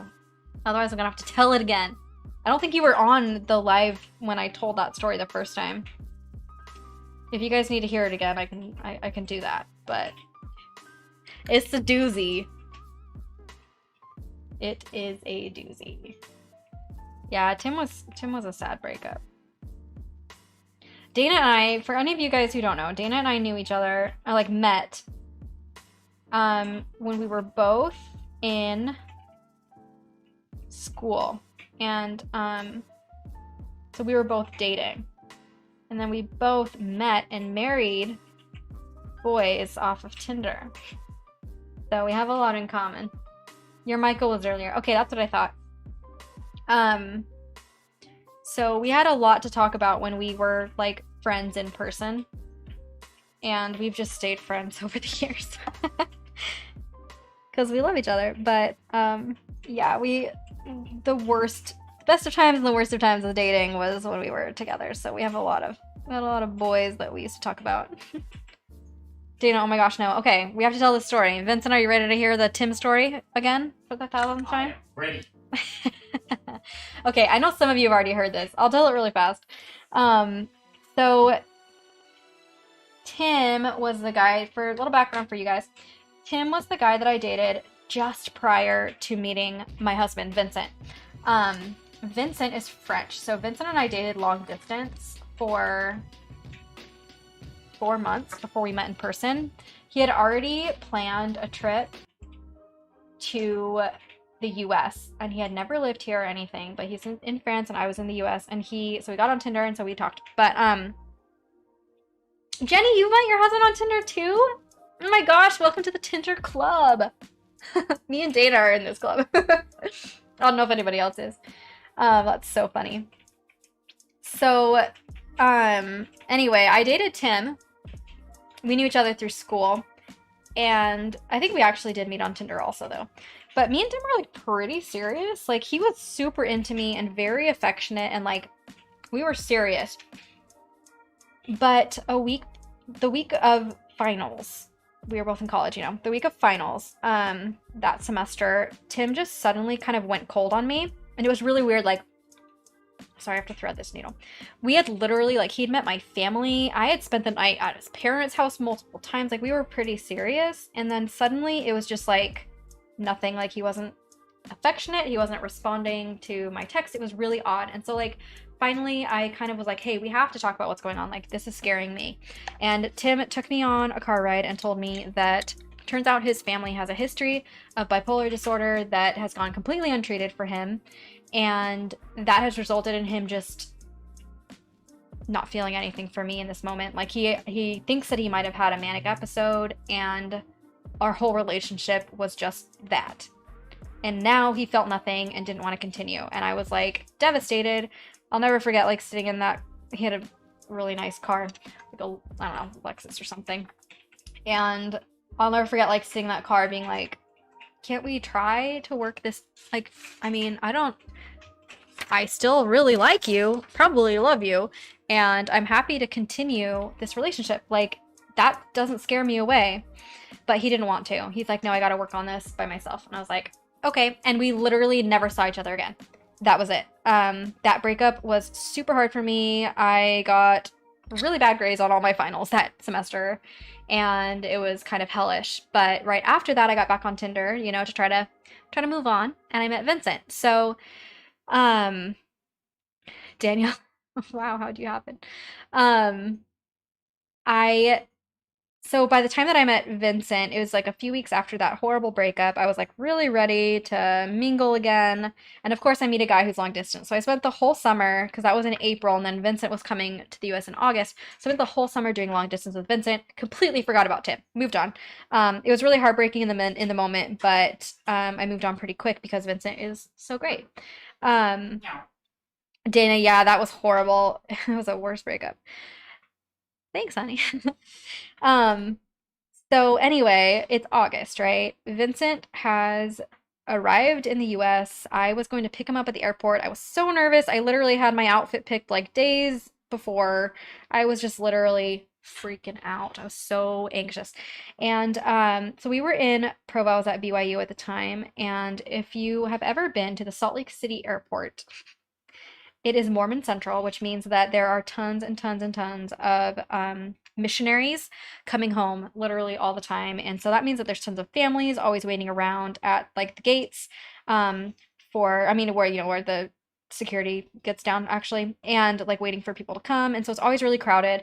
And this particular airport, the way that the gate is, it's above, and then there's this big escalator, and then everyone congregates in this big kind of circle around these escalators for people getting off their train or of their planes. And like they even have it kind of cordoned off, so it's like a pathway, and they make it easy for big families to come. And so I was going to pick up Vincent. I had never met him in person. Keep in mind, we were like boyfriend and girlfriend. We loved each other. We were mad about each other already, but we'd never met in person. It was so scary. I was picking him up, you know, this cute French boy. And I got to the airport super early, like anxious people do. And I was kind of sitting around, and I see Tim's sister walk by. And I was like, oh no. I spent a lot of time with Tim's family. Like, his sister had just come out as lesbian, which is really hard to do in that community. And so he was really close with her, trying to support her through that. And so I was close with her, trying to support her through that in that moment. And then, like, I was staying with his parents a lot. And like, I had just spent a lot of time with his family through some of those hard moments just in that short amount of time. And so I knew the sister, and I was like, oh, I don't want to talk to her right now. I was too stressed about Vincent coming. So I kind of avoided her. I went on the other side of the airport, and then I see his parents walk by, Tim's parents. And I was like, oh, they must be coming to pick somebody up. I didn't remember like all the details of Tim's family and like what was going on with them. So I didn't worry about it too much beyond that. But it was getting really close to time for Vincent to get off the plane. So I kind of like go around to the other side, trying to avoid Tim's family. I could see where they were kind of like setting up. I knew that they were coming, like they were picking up a missionary that was coming home. So I kind of went to the other side of the airport, or of the escalators to try to avoid them. And I picked the wrong side because I was clearly visible. And all of a sudden, I'm like looking at my phone, and Tim's mom walks up and she like taps me on the shoulder and she's like, "Hi, how are you?" And I'm like trying to be nice, but like, "Please, I don't want to talk to you right now. I'm about to pick up my new boyfriend from the airport that I've never met. I don't have time to talk to my ex-boyfriend's mom." And so I'm just like trying to be nice. And she's like, "Oh, yeah, it's good to see you." She like gave me a hug and she's like, "Who are you here for?" And I was like, "My new boyfriend." She's like, "Oh." It's like, "Yeah." So she just like walked back to her family. And keep in mind, like, I didn't see Tim or anything. I just saw his parents and Mary. Yes, you know the story. I just saw his parents and his sisters at the time. Um, and they unfurl this big sign. People are coming down off the escalator. I'm like waiting for Vincent. I'm just like, ugh, so panicky. And Vincent finally gets there, and I kind of was trying to just not look at the family, so I didn't even follow what was going on. I did remember that Tim had a younger brother that was probably coming home from his mission at that time, so I assumed the whole family was there, but I kind of just avoided looking at anybody. And yeah, it's crazy. So there it is. So I'm just trying to ignore them. Vincent comes. It's like this crazy magical Hallmark moment where he is walking and the crowd parts and we run up and he just smooches me and we don't even say a word. You're so creepy in the background. Go away. He's just kissing me and we're just like so excited and overwhelmed and there's so many crowds of people. And so I'm kind of holding his hand and I'm leading him back to where the bags are because obviously he's coming for a whole. Can you stop? You are I'm literally just here. I'm just cracking up. you're staring at me and it's scary. I'm just admiring you. Come on. Okay, just don't be in the dark because I can just see your like glowy eyes. Okay, so anyway, like I'm leading him through the crowd to the baggage claim because he has tons of bags. And he's behind me. We're walking through this crowd. I'm short, right? So I can't see anybody. All of a sudden, I hear from behind me as I'm walking. He lets go of my hand, and I hear him go, "Oh, hey, how you doing?" And I turn around. It's like I remember this moment so vividly. I turn around. It's like slow motion, and Vincent and Tim are high-fiving. And I'm just like, what is happening? Like, first of all, Tim is there. Second of all, why do Vincent and Tim know each other? And so I just turn around. I see Tim. Tim sees me, and Vincent. Tim's like, "What are you doing here?" And he's like, Vincent's like, "Here, come here." And he pulls me over, and he's like, "This is my girlfriend, Evelyn." He introduces me to Tim, and I'm like, "Hey."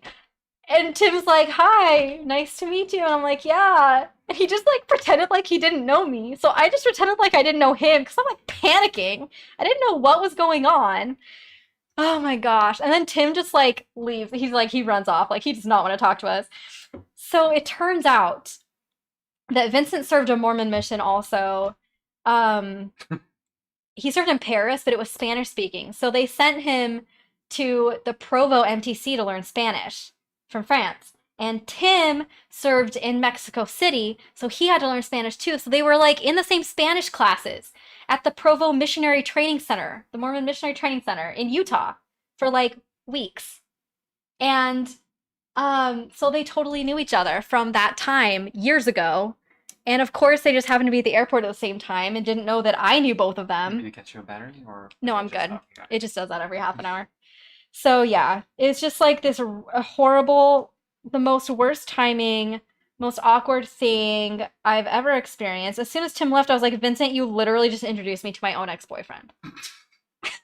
Like, oh my gosh, what is happening? Awkward! Yeah, it was like now we laugh, but I was horrified. I was like, this cannot be happening, right? And you know what my first thought was? What? Just like, wonderful. Like out of anybody that happens to me, I that kind know. of stuff. Like it can only There, happen to me. Dana, there are no words. No, yeah. The Your description is pinpoint accurate. the What the cosmos came actual? together to make mine and Vincent's first moments in person together the most awkward, weird moments any two people could have. That's what the universe decided to do to us. So anyway, that's the only time I've seen Tim since we broke up. We have not ever talked since. I don't think we're even friends on Facebook anymore. Like, that was it. That was the last time that we ever spoke. Getting introduced to each other. Yeah, that's that story. There you go. Yeah, Daniel Vin should have been like, he was my ex too. Your ex MTC companion. Yes. Oh, that's so funny. Yeah, that's the story of Tim. Dana, the other, you guys need to scroll back and listen to the other funny story was my ex Michael. Um, if you scroll just a little bit on crafting conversation, that thread, you'll find it because there aren't very many things on there that are new. But you'll find the two links. The Emlyn.mp3 is the song that he wrote and recorded for me when we started dating, and then the SoundCloud link is the one that when we broke up, and he literally described in detail our entire breakup moment in the song. It was so cringy, and he didn't even tell me he wrote it. It was clearly about me. He just like posted it and shared it everywhere on like all of his music stuff. And so I just had to like hear this weird song about our breakup like months after it happened from him. Anyway, those songs are super funny and cringy though. Like I can't listen to them because they're so awful. Um, but they are good for a laugh. That's my other crazy boy story, and those links on there. Mary, my friend's first date was pretty awkward and ended with one of them walking away and the other two just saying, hug me. Ew. I had so many like thirsty boys that I went on Tinder dates where it was very clearly just like, it was like not a love match. And they clearly expected just like that for me to like put out in some way, like Provo, it's mostly like making out. I turned out so many makeouts, attempted makeouts in Provo on those dates. It was not a fun time. Dana, do you remember that you and Bryce matched on Tinder? I forgot about it until just now. Yeah, so we were all in the same town and I matched with Dana's future husband at the time on Tinder. Like we realized when she started dating him, I was like, he seems so familiar, and I scrolled back through my Tinder matches and we had matched. And like had a very short conversation that was not a love match either. Dana, no, Michael, no. Yeah. A nightmare. A nightmare. It's really cringy. You will giggle. It'll make you giggle or cackle. I don't know. Maybe cackle. It makes me cackle. It was horrible. Dana, the ironic thing is that he was like on his way out of the church and like he broke up with me because he didn't think that I could handle the things that he knew. Look at me now. It makes me laugh. Like I remember vividly those conversations where it was just like, I don't think you can handle it. And it's like, I want to know what you're struggling with. And he like would not tell me. It's like, okay, bye. Mary, they're still together. They're very cute. It was literally just like a momentary act of desperate confusion. Oh, that's so funny. Wait, how long have they been together now? Hug me. That makes me laugh.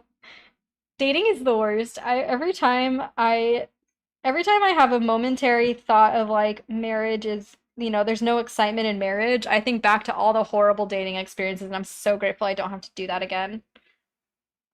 I I'm really glad that I I paid my price. Vincent was kiss number 29 and I'm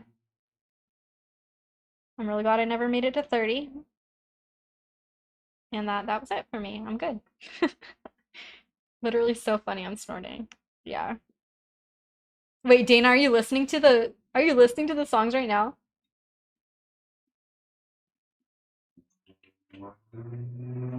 I feel like my chat is more delayed since I accidentally X'd out of it, sorry. So it's probably like our conversation's a little more stilted than it should be. I have to get off soon anyway, but 4 or 5 years. Our first kiss was also awkward. If you've ever seen the meme of huskies kissing where one has its That's so funny. Okay, Mary, they'll probably never see it. I'm never gonna be famous enough for people to rewatch these to that degree. That is hilarious.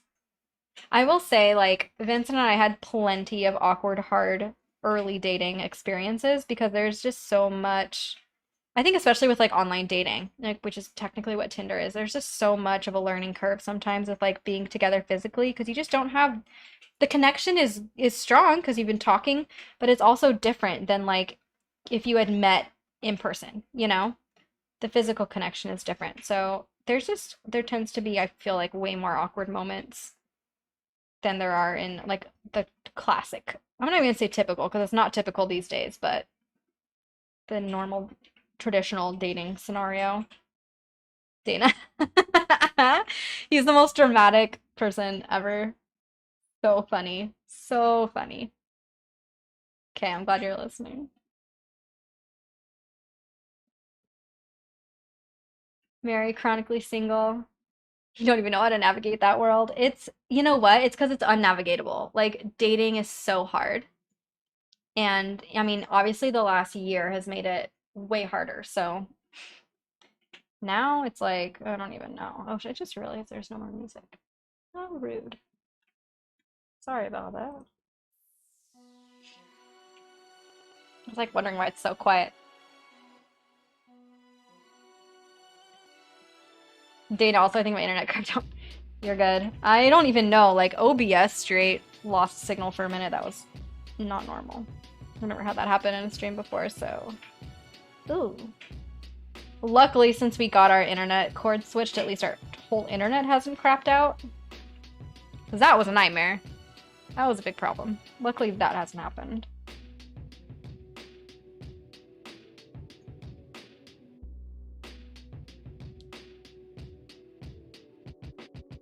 Yeah, Mary, don't stress about dating too much. Dating sucks. It's hard. I think it's purposefully hard, and people get in the way and make it harder. And relationships are 100% worth it, but not at sacrificing yourself, your standards, your values, or your time on people who don't deserve it. That's the rub. Dana somewhere out there, he's unaware I'm listening to these and dying. It's the funniest bit is that the Emmeline one, obviously, like, he never published it. I'm probably the only one that has, like, the copy of it. The other one he published everywhere. The breakup one he wanted to share with the whole world. But the nice one that he wrote about me was just for me. And it's cringy. Mary, thanks, Internet Mom. You got this. I believe in you. You encourage me on my stitching all the time. I can encourage you on your future relationships.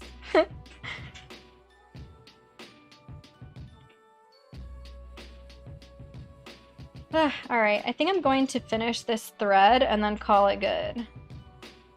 Because it's getting late. I'm so excited about all the progress that I've made tonight. Even with all the talking that I did, I feel like things are moving, which I'm very excited about.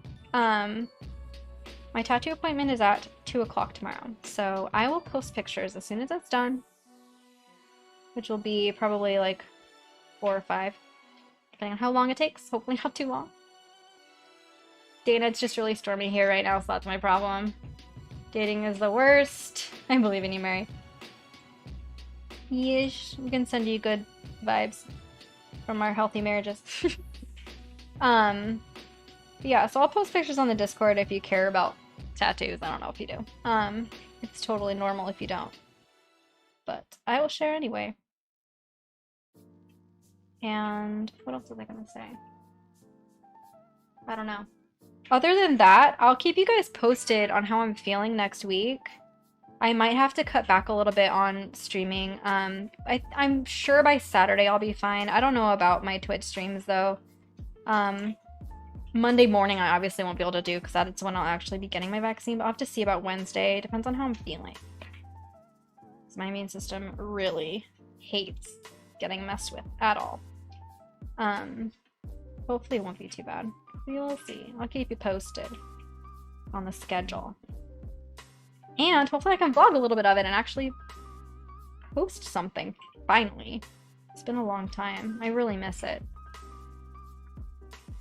But I don't miss editing a vlog as much as I miss just having good vlog content. Mary, I'm not looking for a relationship right now, but thank you for encouragement anyway.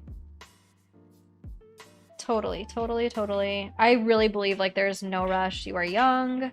I regret being so boy crazy so young. Like I almost always had boyfriends, or at least was like really actively dating from the time I was like 14 or 15. There was never a time when I didn't have like some kind of relationship happening, and I regret not taking more time for myself to just like focus on me. I think there's so much value in that, and there's way too much emphasis placed on relationships in general. Which is why I say that like marriage is super worth it, but not at the expense of you and like your own life and your own growth and all the other things. It's just not worth sacrificing that in the pursuit of a relationship, for sure. That's where I stand. Dana, yep. So much work. I'm sure Dana would agree. Like, if circumstances had been different for us, if we'd been raised differently, been in an environment with less pressure at the time that we both got married, we probably, I would say, would either of us already be married? I don't know. I don't think I would.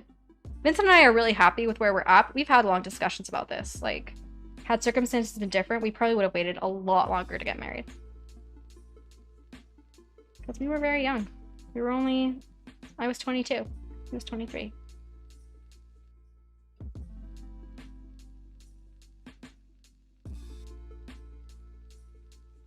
Dana, yes, me too. Got all the residual classic trauma around my lack of relationships. Yeah. That definitely doesn't deserve trauma. I think it deserves praise. Dana, I wish I would have lived alone at some point, had time to myself. Yeah, exactly. Same. Same. It would have been good just to like have been not in the pursuit of a relationship for a while in my life. I never was. If I wasn't in a relationship, I was like actively dating, seeking a relationship. Because we were raised Mormon, and when you're Mormon, your only goal in life is to get married. That's what they teach us. That's the pinnacle of Mormonism, is getting married as soon as possible and having lots of kids. So that's what, your whole young adult life is about. We got married. I forgot that you were that young. I always forget that you're younger than me. Yeah, I'm lucky that things didn't work out for me to get married at 19. I very well could have. If I wasn't dating the person that I was dating. If I was dating someone else, but in the same kind of intense relationship, would have gotten married. For sure. Very glad I didn't. Dana, yes, I think same for us. There's just no rush, man. When you live until you're 90, like, that's the... Not that the quality of life has improved really at that age for us right now, but when you live so long, like 70 years with one person is a lot of time. A long life to live with one person. Dana, is it really? Ours is May 6th. And we got married in 2017. When did you guys, what's your anniversary? Our anniversary's coming up. I gotta figure out what I'm gonna do for that. Ugh. I always forget to think about it. That's crazy if ours is that close. I didn't realize that.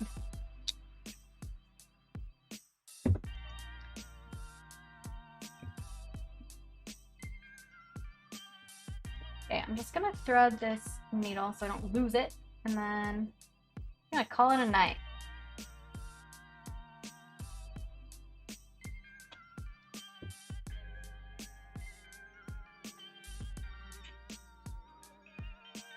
I recommend it to absolutely no one to get married that young. Yeah, no, I don't either. If we have kids, I will tell them to take their time. They're very sweet time. Take a long time.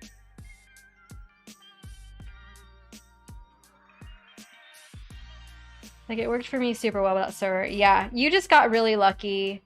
Because the problem with it, once you're older, you start to realize... I'm not saying, Mary, that you're young. I'm just saying in general. Bye, Tiger. Have a good night. I think the older I get, the more I just really understand how much you change from, like, 18 to, you know, your late 20s. Everything about you changes. How you look, how you feel in your body, how your body reacts to things, you know. 30-year-olds feel vastly different than 22-year-olds. In your actual body, doing things that you can do, you have to do them differently, you know. Your ideas about, like, what life costs. What I thought life cost when I had $500 in my pocket and moved to New York City with no plan is so different now than what I understand life to cost, you know, now as a 26-year-old. Like, I would never move to a new city like that, like I did at 18. And I also wasn't the type of person that could have managed a married life at that age either. And it's just like, it's just so important to, like, take time to let yourself grow and develop as yourself. You get really lucky if you grow and develop closer, I think, with the person that you're with when you're that young. All the trauma I had at that point made it like I was in my late 20s at least. So yeah, that's true. You were always super mature. Like, when we met, I remember always really feeling like you didn't always super fit in with the other girls because you were so much older internally. That's why we get along, I think. Like, we're different. We're not that far apart now. I think the older you get, the narrower the gaps get. But even then, like, I felt like we were really tight, even though we were a few years different. Dana.